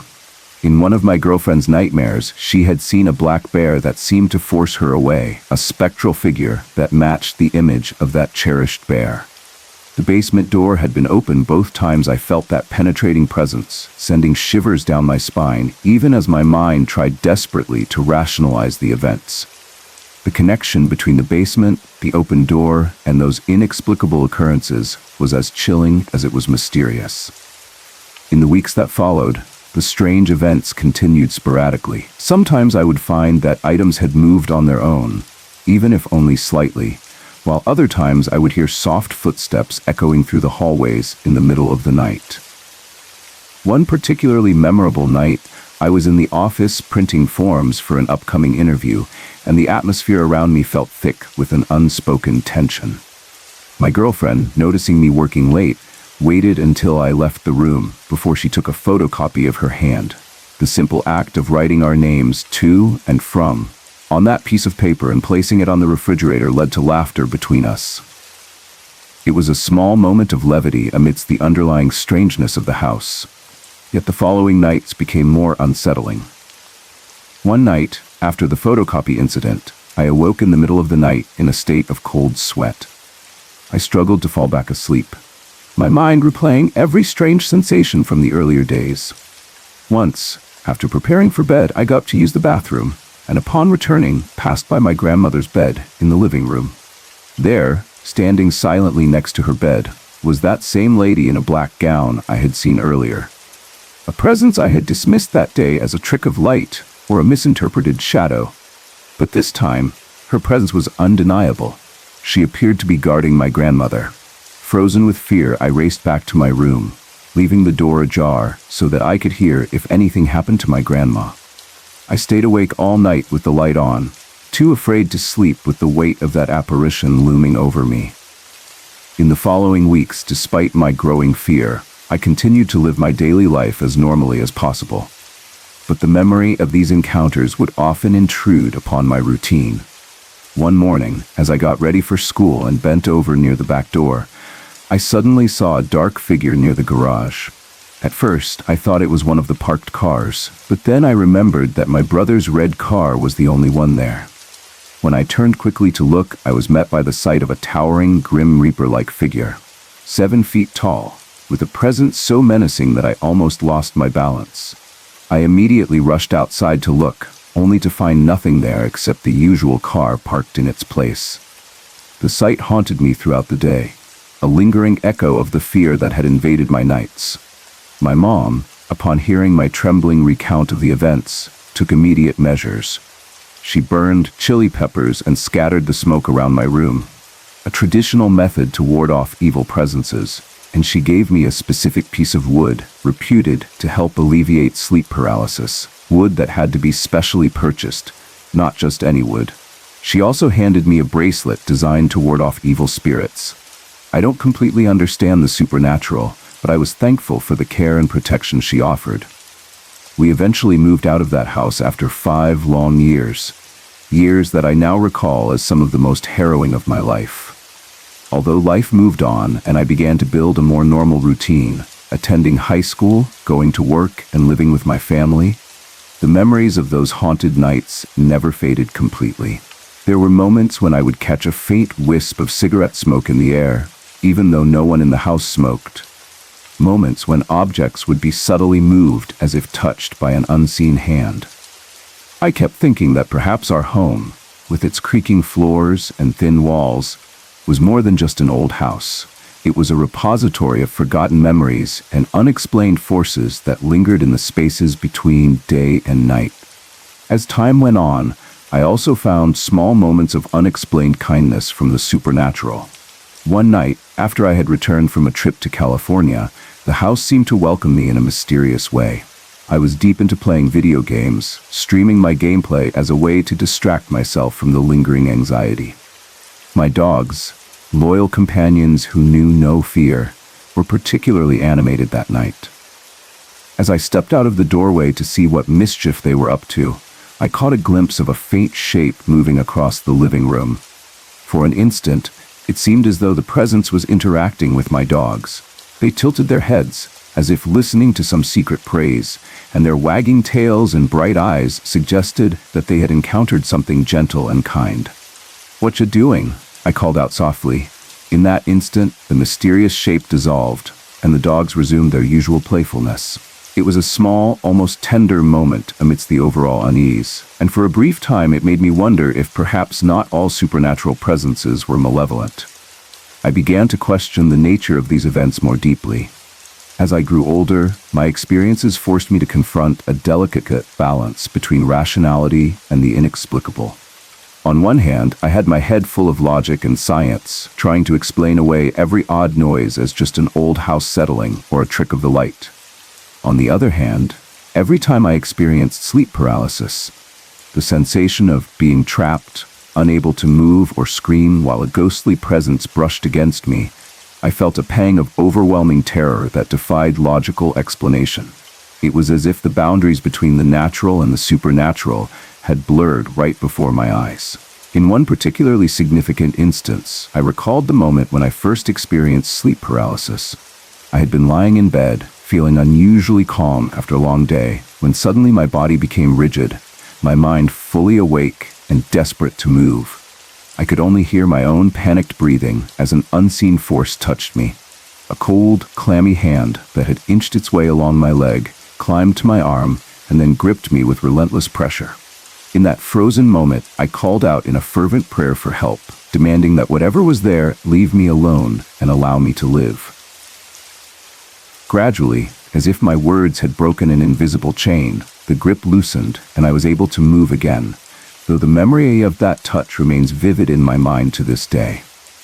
After that night, I gradually came to view these incidents as part of a larger tapestry of strange experiences that had defined those years in that old house. I began to wonder if these unexplained occurrences were manifestations of the home's history.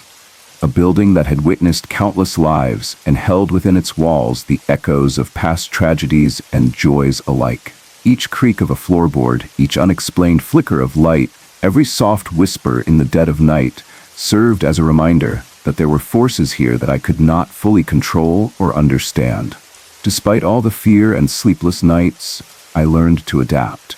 I began taking precautions, such as keeping the light on during sleep, leaving my door slightly ajar to listen for anything unusual, and even setting aside a small space on a table where I placed a single item as a quiet offering to the unseen, an attempt to acknowledge the energy in the space without provoking it. I grew accustomed to the rhythm of those disturbances, noting them like small, personal reminders of that challenging period. In time, I began to see that while fear may have visited me repeatedly, it did not have the power to define my life entirely. I was able to forge forward, integrating those experiences into the tapestry of who I had become, a person who is both cautious and curious, hardened by the trials of the past, yet open to the possibility that the world is far more complex than it seems. At the end of those years, I finally moved away from that haunted house. While my new home offered comfort and a sense of renewal, I would occasionally still catch a glimpse of a shadow or feel a chill as I passed an old creaking door, as if the echoes of that long-ago terror had not completely vanished. Sometimes, late at night when the world fell quiet and I was alone with my thoughts, the memory of that paralyzing night would surge back with full force, a reminder of the thin line between the mundane and the mysterious. I share this recollection not to instill fear in anyone, but to bear witness to how these experiences, however inexplicable and terrifying, have shaped me over the years. They taught me that as we grow older, our rational minds no longer allow us the luxury of dismissing strange happenings. And I have learned never to take the familiar for granted. I understand now that even in a place built with care and love, there may linger echoes of a history that is both mysterious and unspoken. And although those nights of paralyzing fear have long passed, they continue to shape my perception of what it means to be truly alive, in a world where the line between what we see and what we feel is as fragile as a whisper on the wind. This is my story, a long, winding account of experiences that have left an indelible mark on my life. It is a tale of living with the inexplicable, of learning to trust one's instincts even when logic seems to falter, and of discovering that strength and compassion are born not only from the light, but also from the darkness. And while I do not claim to have all the answers about the unseen forces that once haunted my home, I share these memories in the hope that they serve as a reminder that sometimes the most profound lessons come from the moments when we are forced to face the unknown, and that even in the midst of terror, there is always a spark of courage waiting to shine through. Sorry to interrupt. If you're enjoying the story, let me know in the comments and tell me where you're watching from. Don't forget to like and subscribe for more.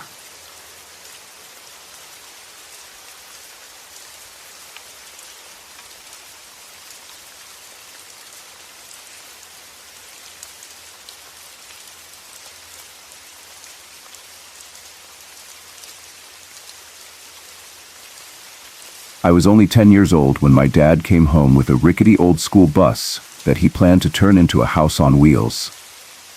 It might sound strange to imagine a family traveling across the country in a worn-out bus with bunks bolted to the walls, but that was our reality. My father had a restless nature, always searching for the next place to settle down, the next small adventure on the horizon.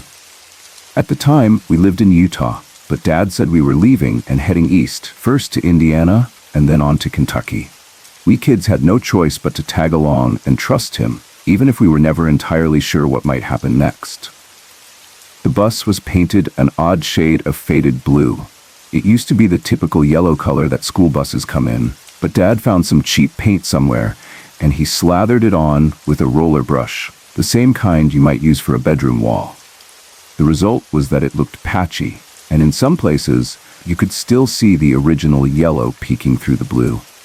That bus became our entire world. Inside, Dad built a set of wooden bunks, one above the other, so all 6 of us kids could find a place to lay our heads at night. He also put in a small table and a couple of folding chairs for Mom, him, and the littlest ones.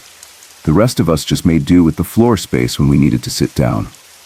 It was cramped, and the floors were covered in scuffed-up linoleum that had cracks in a few places, revealing the rusty metal beneath. Yet, despite the rough edges, that bus was home for a good stretch of time. Our family was big. We had 6 kids in total. I was the oldest at 10, and then there was my brother Jim, who was in 2nd grade, my sisters Jean and Carol Ann, both in 3rd grade, my brother Michael in kindergarten, and the baby Marty, who was just old enough to walk and talk in a clumsy toddler way. We were a ragtag bunch. Mom was always fussing over how to keep everyone fed, cleaned, and safe, especially as we rolled from one place to another in that bus. Sometimes we slept parked in out-of-the-way spots, like behind a gas station or in a deserted church lot. If Dad was feeling friendly with someone, we might end up parked in their driveway for a few days, hooking up to their garden hose for water. Eventually, our travels took us from Utah all the way to Indiana, though the details of that trip have blurred in my memory. We probably stayed at a couple of campsites, and I remember the bus struggling over steep hills at times. Dad would cuss under his breath and twist around in the driver's seat, checking on the engine temperature gauge. The bus smelled of old metal, dust, and the occasional whiff of gasoline. It never really felt safe or stable, but we didn't question it. When we finally reached Indiana, Dad tried to find some kind of work, but things didn't pan out the way he had hoped. So we kept traveling, crossing more state lines until we reached Kentucky. Our ultimate destination was a place not far from Burkesville, in a region often referred to as the Cumberland Gap. Kentucky was green, at least compared to what I was used to in the drier parts of Utah. The rolling hills turned into real mountains, and everything felt damp. Sometimes it rained so hard that the roads turned slick and shiny, reflecting the tall trees around us. We all hoped the bus would keep going, but near Burkesville, something in the engine finally gave out. We limped along for a short distance until Dad realized the bus was done for. It coughed and sputtered, letting off white smoke, and we ended up on the side of a hilly road with forest on either side. I could see how tense Dad's shoulders were when he got out and tried to check the engine.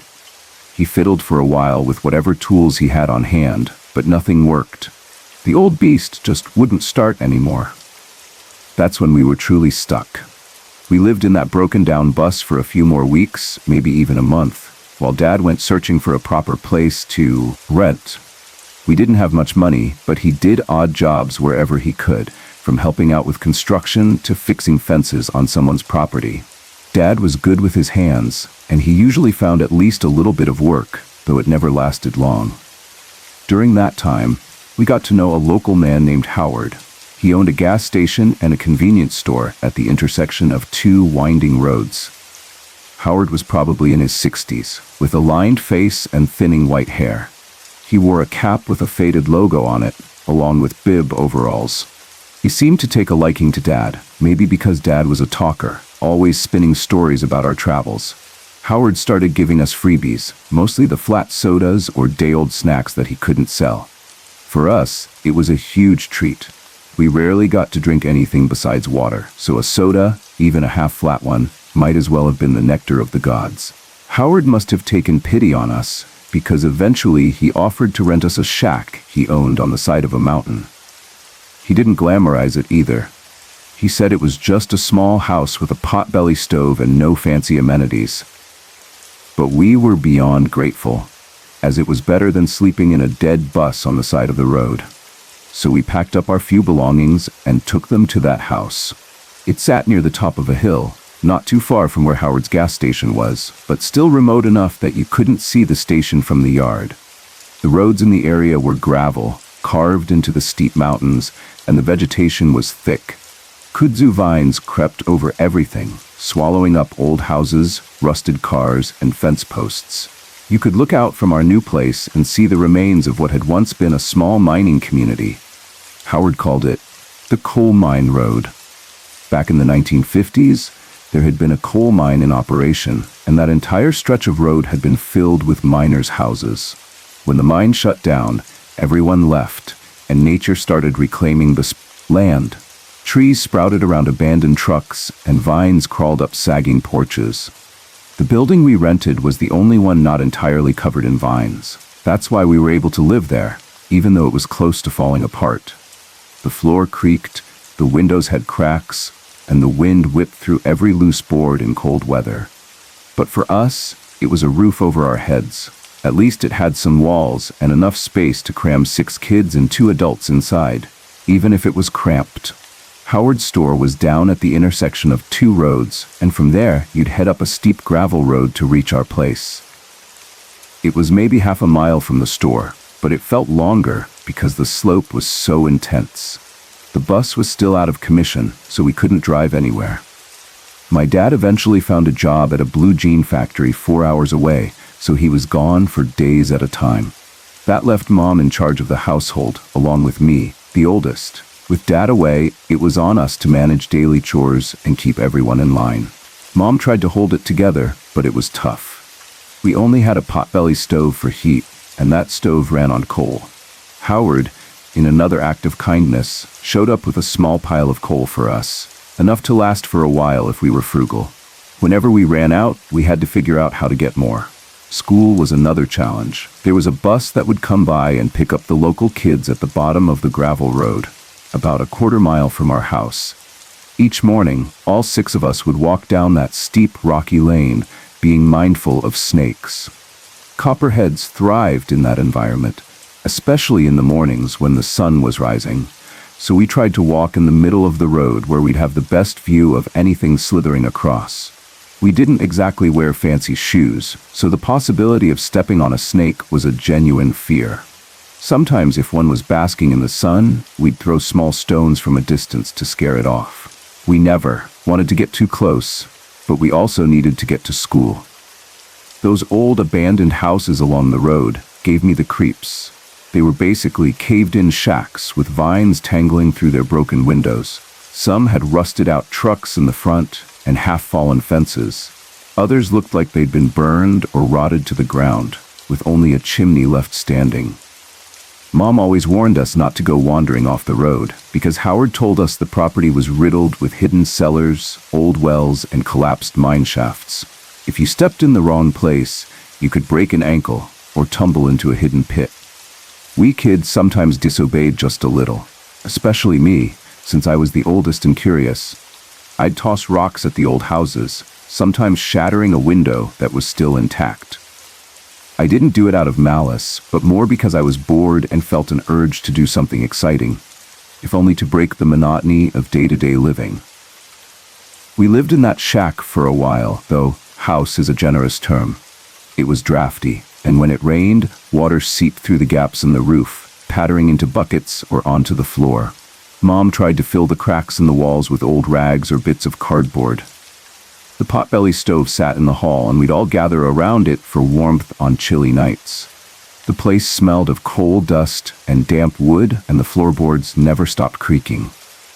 Anytime someone shifted their weight in one of the rooms, you could hear it in the rest of the house. Despite all that, we were grateful we weren't out in the bus anymore. The memories of that bus's metal floor and the claustrophobic bunks made the shack feel like a mansion by comparison. One evening, Mom asked me to fetch more coal from the pile outside. It was nearing dusk, and I was in the bedroom, half watching something fuzzy on a black and white television we had managed to pick up from a thrift store. Reception was terrible, so the picture was mostly static, but it was still entertaining enough for a bored 10-year-old. I didn't really want to go outside, especially since I knew it would be dark soon, and I hated that squeaking wheelbarrow we used to haul coal. So I pretended not to hear Mom calling. She came into the room after a few minutes, clearly irritated, and said if I didn't get out there now, it would be pitch black before I finished. Reluctantly, I tromped outside. The wheelbarrow was an old thing with a steel wheel that needed grease, which made a loud squeal whenever I pushed it. Coal was messy too, leaving a black residue on my hands and clothes. But there was no getting out of it. I started down the slope to where Howard had dropped off the coal, which was just off the road leading deeper into the abandoned mining settlement. The last remnants of sunlight clung to the sky, but I could feel the air turning cooler as evening settled in. We were in October, I recall, because the nights were starting to get that crisp bite. The leaves on the trees were turning shades of orange and red, and the forest floor was covered in dried leaves that crunched underfoot. I began shoveling lumps of coal into the wheelbarrow. Each chunk was heavy and irregular, and the black dust coated my fingers. The squeaking of the wheelbarrow echoed whenever I gave it a push to reposition it. Soon, it grew dark enough that I wished I had a lantern, but I hadn't thought to bring one. We didn't have many lamps anyway, so I just figured I'd finish as fast as possible. That's when I saw it, a dim light off in the distance on the road beyond our house. I paused, leaning on the shovel, and squinted. At first, I assumed it might be a flashlight, but it had a certain flicker that reminded me of an actual flame. My dad was away. He wouldn't be home until Friday or Saturday. Howard would have driven his truck if he was coming by at night, so it was unlikely to be him. The light bobbed and swayed, as if someone carrying a lantern was slowly walking up the road. An uneasy feeling snaked through me. There was absolutely nothing past our house except the old oil rig and more abandoned structures covered in vines. Nobody had any reason to walk up that road, especially at night, especially carrying an old-fashioned lantern. I let go of the shovel and took a step back. The wheelbarrow made a loud squeal when I bumped against it. If the lantern bearer was unaware of my presence before, that noise might have alerted them. The idea that someone was out there approaching at that time of night gave me a chill. My heart hammered faster. I could see the light was drawing closer, and it had that steady, rhythmic bob, as though someone was marching with purpose. The flicker revealed a dusty glass enclosure around the flame. Or maybe I just imagined that detail, but I recall seeing a glint of glass. I didn't want to stick around to find out who it was. Abandoned houses, possible trespassers, stories of wild animals, or even criminals in those empty roads. My mind whirled with possibilities. I dropped the wheelbarrow's handles, ignoring the squeal, and ran for the house. My shoes kicked up gravel, and I hoped I could outrun whomever was coming. By the time I reached the house, panting and sweaty despite the cool air, the light seemed closer. I burst through the front door, nearly crashing into the living room. "Mama!" I yelled, my voice high and breathless. "Somebody's out there on the road." Mom was in the kitchen, and she hurried in with a concerned expression. Usually, if I was frantic, it was because one of my younger siblings was in trouble. But this time, I was spooked for real. Mom must have seen the genuine fear on my face, because she didn't question me at first. She simply said, "Lock the door." I rushed to slam the door shut. We had an old deadbolt that stuck sometimes, plus a homemade latch made from a piece of wood and a nail. My hands trembled as I fastened them. If it was a real person with any ill intent, I wasn't sure how much help that latch would be, but it was all we had. Mom stepped into a corner by the door and grabbed her 16-gauge shotgun. That shotgun had belonged to her father, and she refused to let Dad sell it, even though Dad sold almost everything else of value we ever owned whenever we were in financial trouble. Mom, being the caretaker she was, she insisted on keeping that shotgun. She had it loaded with a few shells in case of emergencies like snakes too close to the house or maybe a wild animal. Tonight, I suppose a strange figure on the road qualified as an emergency. The sudden sight of Mom with a gun must have startled the younger kids because they began peeking out of their room. She spoke to them in a quiet but firm tone, telling them to get into the bedroom and lock the door. My sister Jean carried the baby, Marty, who started crying. I heard him fussing behind the door, and Carol Ann trying to soothe him. The house felt tense and hushed. I realized that even though our place was old and run down, the walls and windows were the only things between us and whatever was out there. Mom quickly went around turning off lights. Each bulb was controlled by a string hanging from the ceiling. In a matter of moments, the place went from dimly lit to nearly dark, illuminated only by the glow of the porch light that leaked in through the front window and the faint light under the bedroom door. My mother wanted the house as shadowy as possible. Probably so, we wouldn't be visible targets if someone peered in. She moved to each window, pulling aside the curtains, just a crack to peer out. First, the kitchen window that overlooked the yard and the slope leading to the road, then the living room windows, then the small bathroom window that faced the side yard. I hovered near her, still trembling slightly. She glanced my way. "Are you sure you saw someone?" she whispered. "They had a lantern," I insisted, though my voice quavered. "I'm telling the truth." Moment, she looked like she might doubt me, but then her expression softened into worry. We continued checking the windows, but we saw no sign of a lamp, no figure crossing the yard, no suspicious shadow. Mom decided to step out onto the porch for a better view, though she told me to stay behind her. She held the shotgun at her side, not aiming it, but ready. The boards creaked beneath our feet. A cool breeze rustled the nearby trees, and the moon was up above, giving enough light that we could see the rocky road. We both stared up and down it.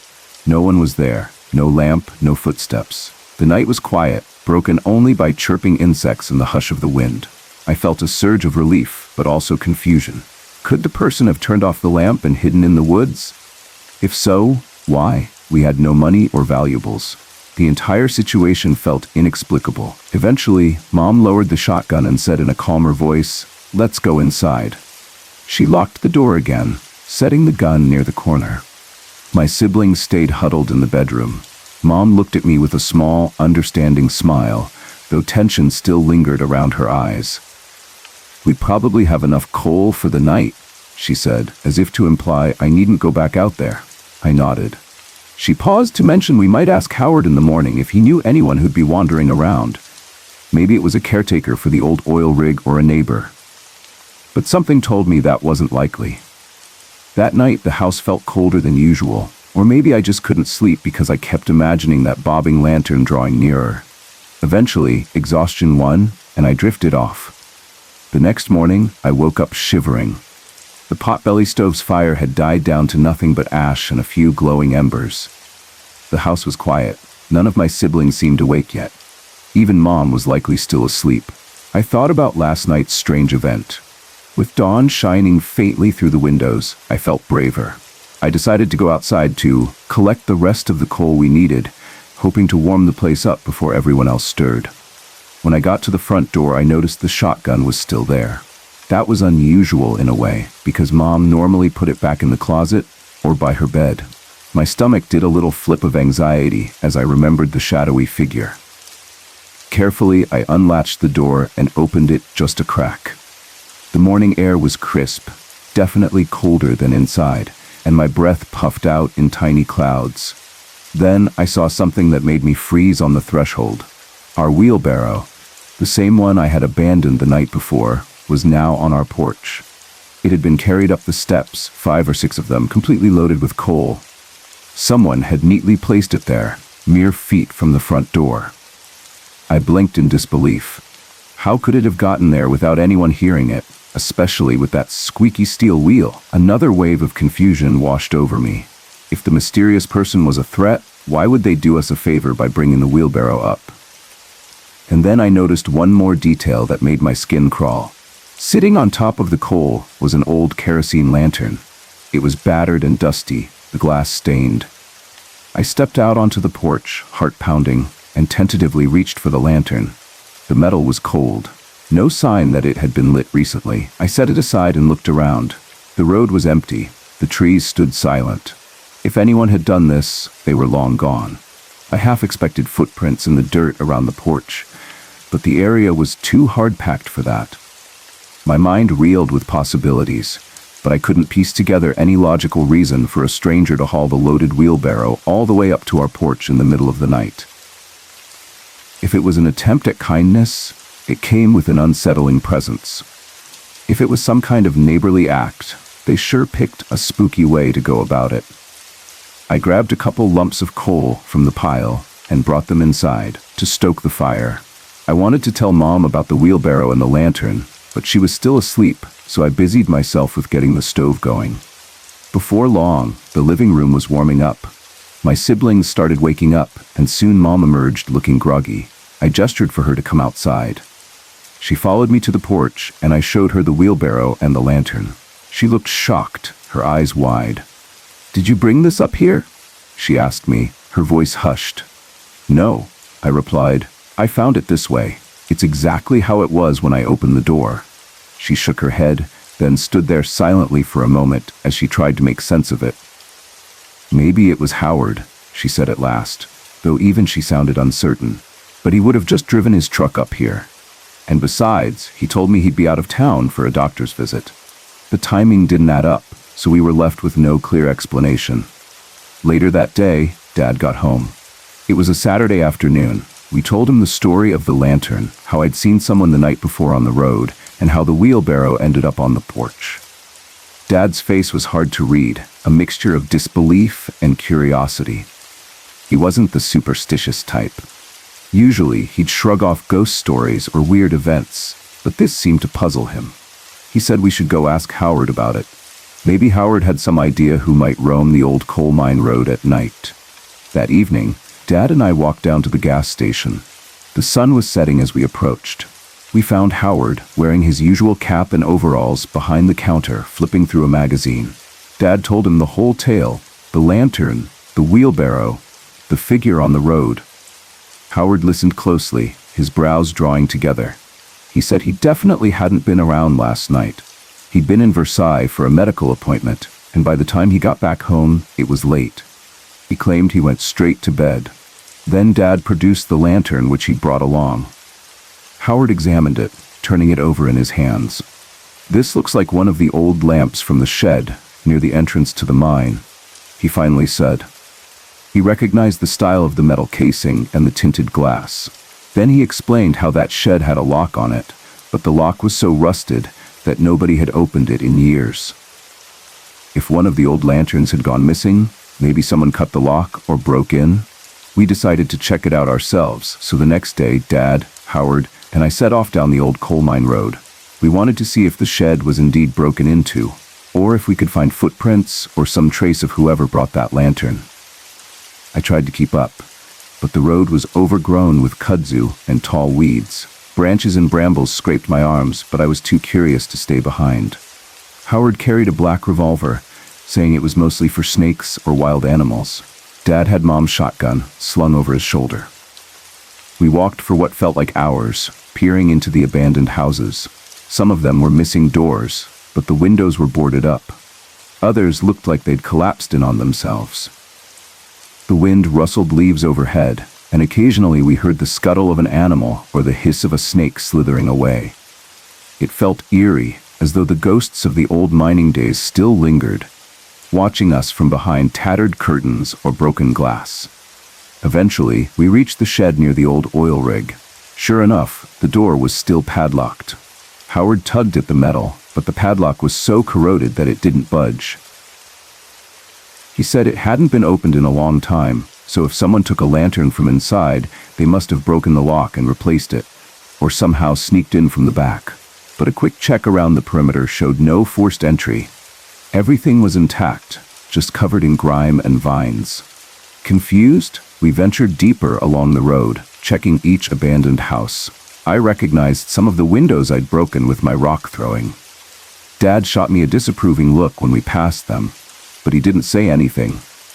None of the houses seemed lived in, though. We peeked inside a couple that had open doors, but all we found were rotted floors, broken furniture, and animal droppings. Darkness crept up, making it harder to see. Howard, Dad, and I realized we'd learned nothing about who left the lantern.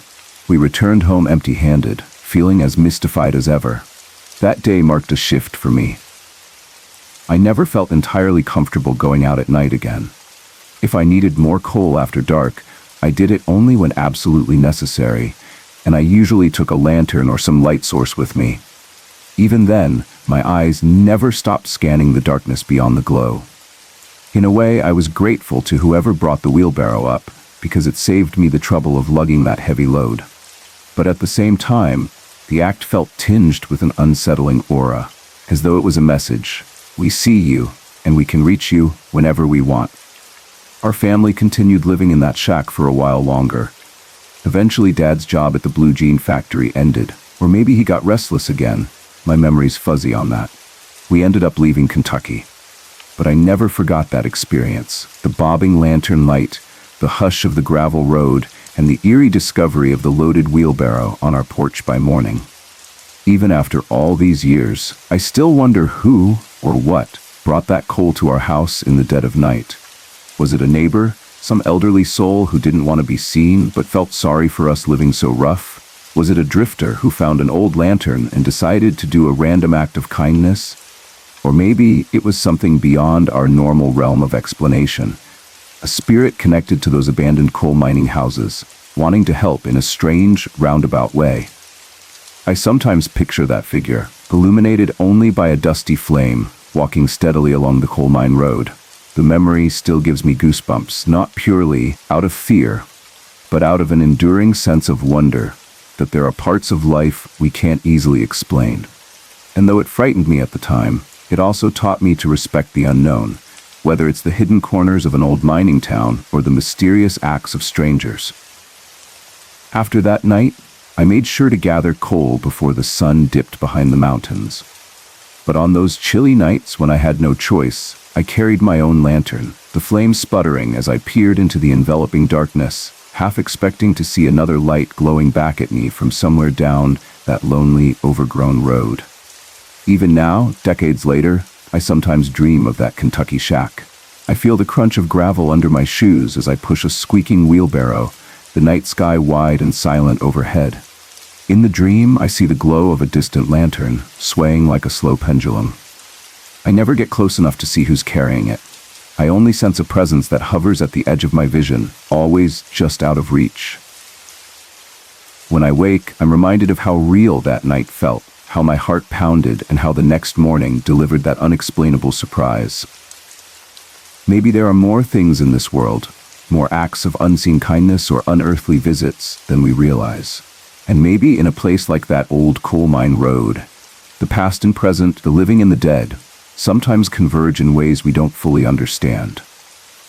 What I do know for sure is that our time in that shack and the experiences we had there shaped me. They gave me a sense of perseverance, an understanding that not everything in life is neat and predictable. The worn potbelly stove that warmed our entire family, the squeak of the wheelbarrow that hauled our heat, the gloom of abandoned houses swallowed by vines, these remain part of me. And central among those memories is the enduring question of who walked that road that night with a lantern, ensuring we had enough coal to get through at least one more cold Kentucky evening. If it was a friend, they never showed themselves to us. If it was someone with darker intentions, they never harmed us. And if it was something else entirely, well, I learned that a hint of the mysterious can sometimes remind us of our vulnerability and, oddly enough, our capacity to find hope in unexpected places. In the years that followed, we moved several more times, bouncing around from state to state. My dad kept chasing jobs, and we kids kept getting older, eventually splitting off into different directions as we grew up. But now and then, especially during the quiet moments, I remember that night and the hush of the forest. Sometimes I picture how my mom looked, standing on the porch with a shotgun, scanning the dark road for any sign of a hidden figure. I recall her quiet fear, mixed with the determination of a mother protecting her family. That taught me a lot about how fear and courage often coexist. People often like to hear ghost stories or tales of strange happenings. They'll ask, "Did you ever find out who it was?" Or, "Weren't you scared to stay there after that?" My answers are always the same. No, we never solved the mystery. And yes, I was scared, but we had nowhere else to go.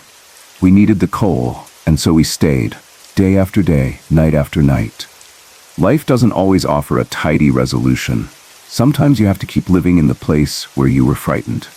You adapt. You learn to manage your fear. That's exactly what we did.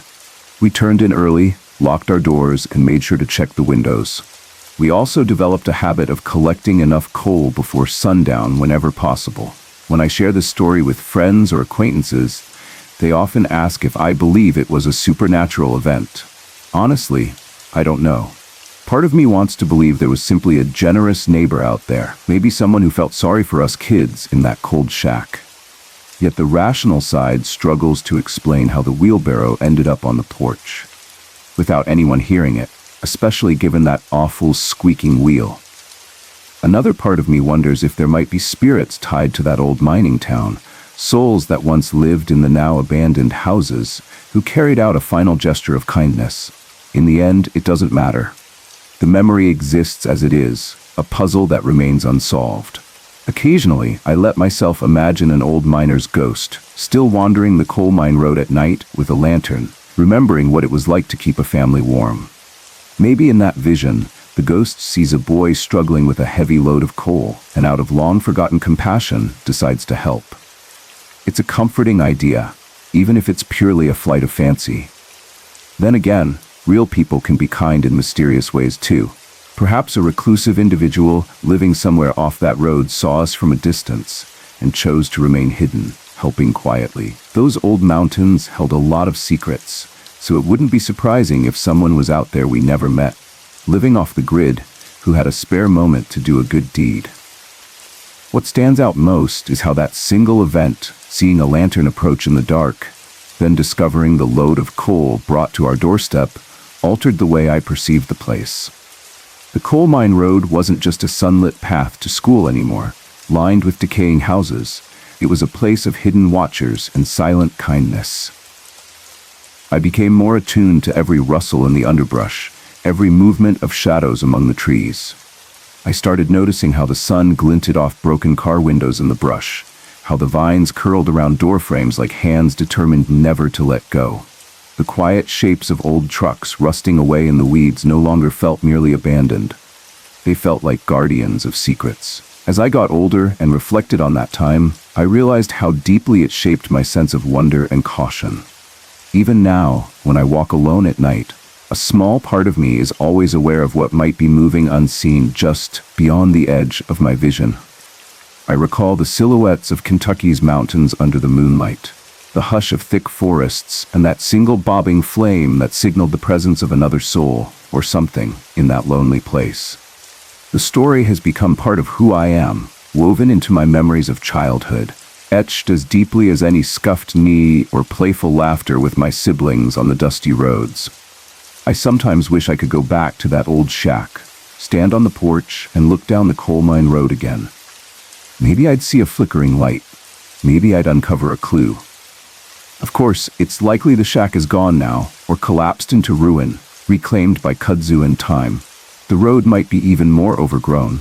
The old station where Howard worked might be closed, replaced by something modern, or left empty if no one took over. Life moves on and places change. But the version of that road I carry in my mind is alive with the color of autumn leaves, the crunch of gravel, and the possibility that anything might materialize in the darkness. Sometimes my siblings and I talk about those days in Kentucky, though most of them were too young to remember that specific event. They recall the daily climb to the bus stop, the worry about copperheads, the weird silhouettes of half-buried cars. Jean might mention how cold the shack was, or how we all slept huddled together for warmth. Carol Ann might remember the day she found a little garden snake in the yard and chased Michael around with it. Jim teases me for being the big, tough brother who apparently got scared by a light on the road. But even he acknowledges there was something eerie about that patch of wilderness. We laugh about it now, but I know each of us was shaped in some way by that environment, and the sense that the forest, the abandoned houses, and the mountains were all part of an endless mystery. In the grand scheme of things, our adventure in the shack was just a brief chapter in a long saga of wandering. Dad's restlessness took us many other places. We met new people, faced new hardships, and discovered new wonders. But whenever someone asks me to share a story from my childhood that stands out, I can't help returning to that night and the next morning. The battered wheelbarrow on our porch, and the old lantern perched on top of the coal. It's a small moment, but it taught me so much.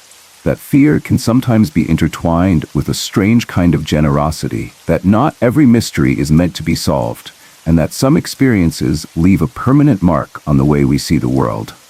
I can almost smell the coal dust now, recalling how it felt gritty between my fingers, and I can envision the swirl of dust underfoot as I dropped the wheelbarrow handles and sprinted toward the house, mind spinning with questions. That moment is frozen in my memory. The shape of the lantern in the distance, the slow bobbing of its glow, my heart pounding like it was ready to burst. To this day, I don't know how or why that lantern ended up on top of the coal. Yet a part of me is grateful for that unknown figure, whoever or whatever it was, that delivered a kindness wrapped in a layer of midnight fear. It made me realize that life, even in its simplest or darkest corners, is full of the unexplained. And sometimes, what we label as frightening may carry with it a spark of compassion. Looking back, I suppose I wouldn't trade that experience for anything. It gave me a story to tell and a memory that keeps me humble. Whenever I hear a squeaking wheel, I think about that wheelbarrow. Whenever I see a flickering lantern in a movie, I'm transported back to that chilling night. It's remarkable how certain images and sensations can remain so vivid across decades. The human mind clings to them, especially when they strike a chord that resonates with our deepest sense of wonder and caution. I'm well beyond 10 years old now, with my own share of adult responsibilities, but the child I was, standing on that Kentucky road, remains an essential part of me. I can close my eyes and be there again. The steep terrain, the kudzu-laced ruins, the crisp air that made my lungs tingle, and the horizon tinted by the last traces of sunset. Then that slow, methodical glow of a lantern moving my way, challenging everything I thought I knew about our quiet nights. I can still recall the exact pitch of the squeak from the wheelbarrow's steel wheel, how each squeal sounded like a haunted call in the stillness. In telling this story, I've come to realize that not all the unknowns in life need to be confronted with aggression or panic. Sometimes a watchful hush is enough. Mom protected us that night with her shotgun, sure, but in the end, no shots were fired, no confrontation took place. The stranger or presence or ghost, whatever it was, left us a gift we needed. It's as if it told us, "You're not alone in these woods, good or bad. something else is here. It's a reminder to me that life's complexities are rarely black and white. Just as a deserted mining road can harbor both menace and assistance, so too can our daily lives contain unexpected mercies from unknown sources. That's something I carry with me. It helps when life seems tough, or when I face uncertainties about finances, work, or relationships.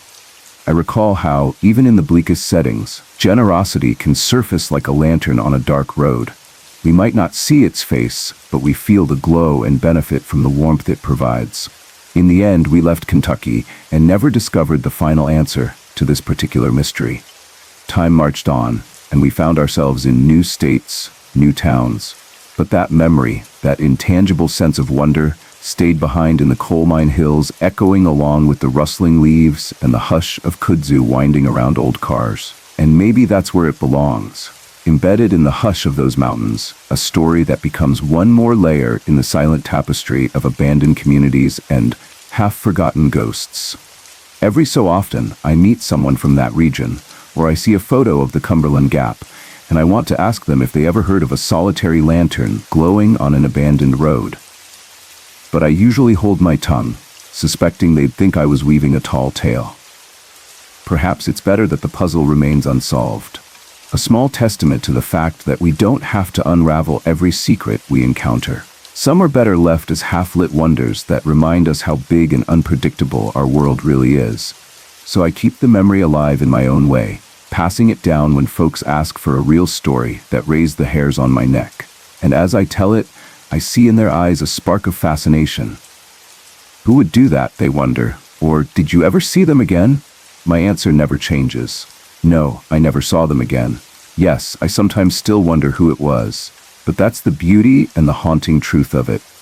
A single night, a single lantern, and the quiet gift of kindness mingled with fright.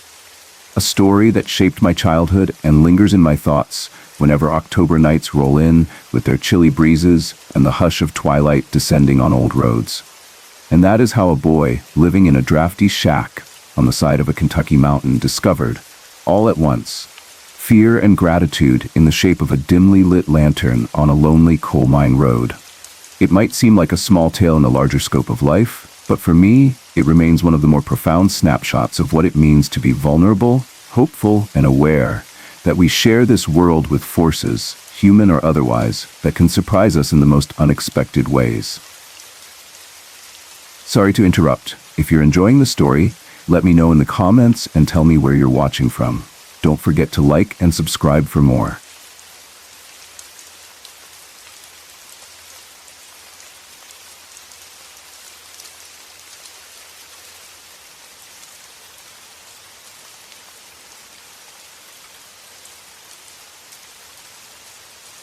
I am now 30 years old, and I vividly remember a time when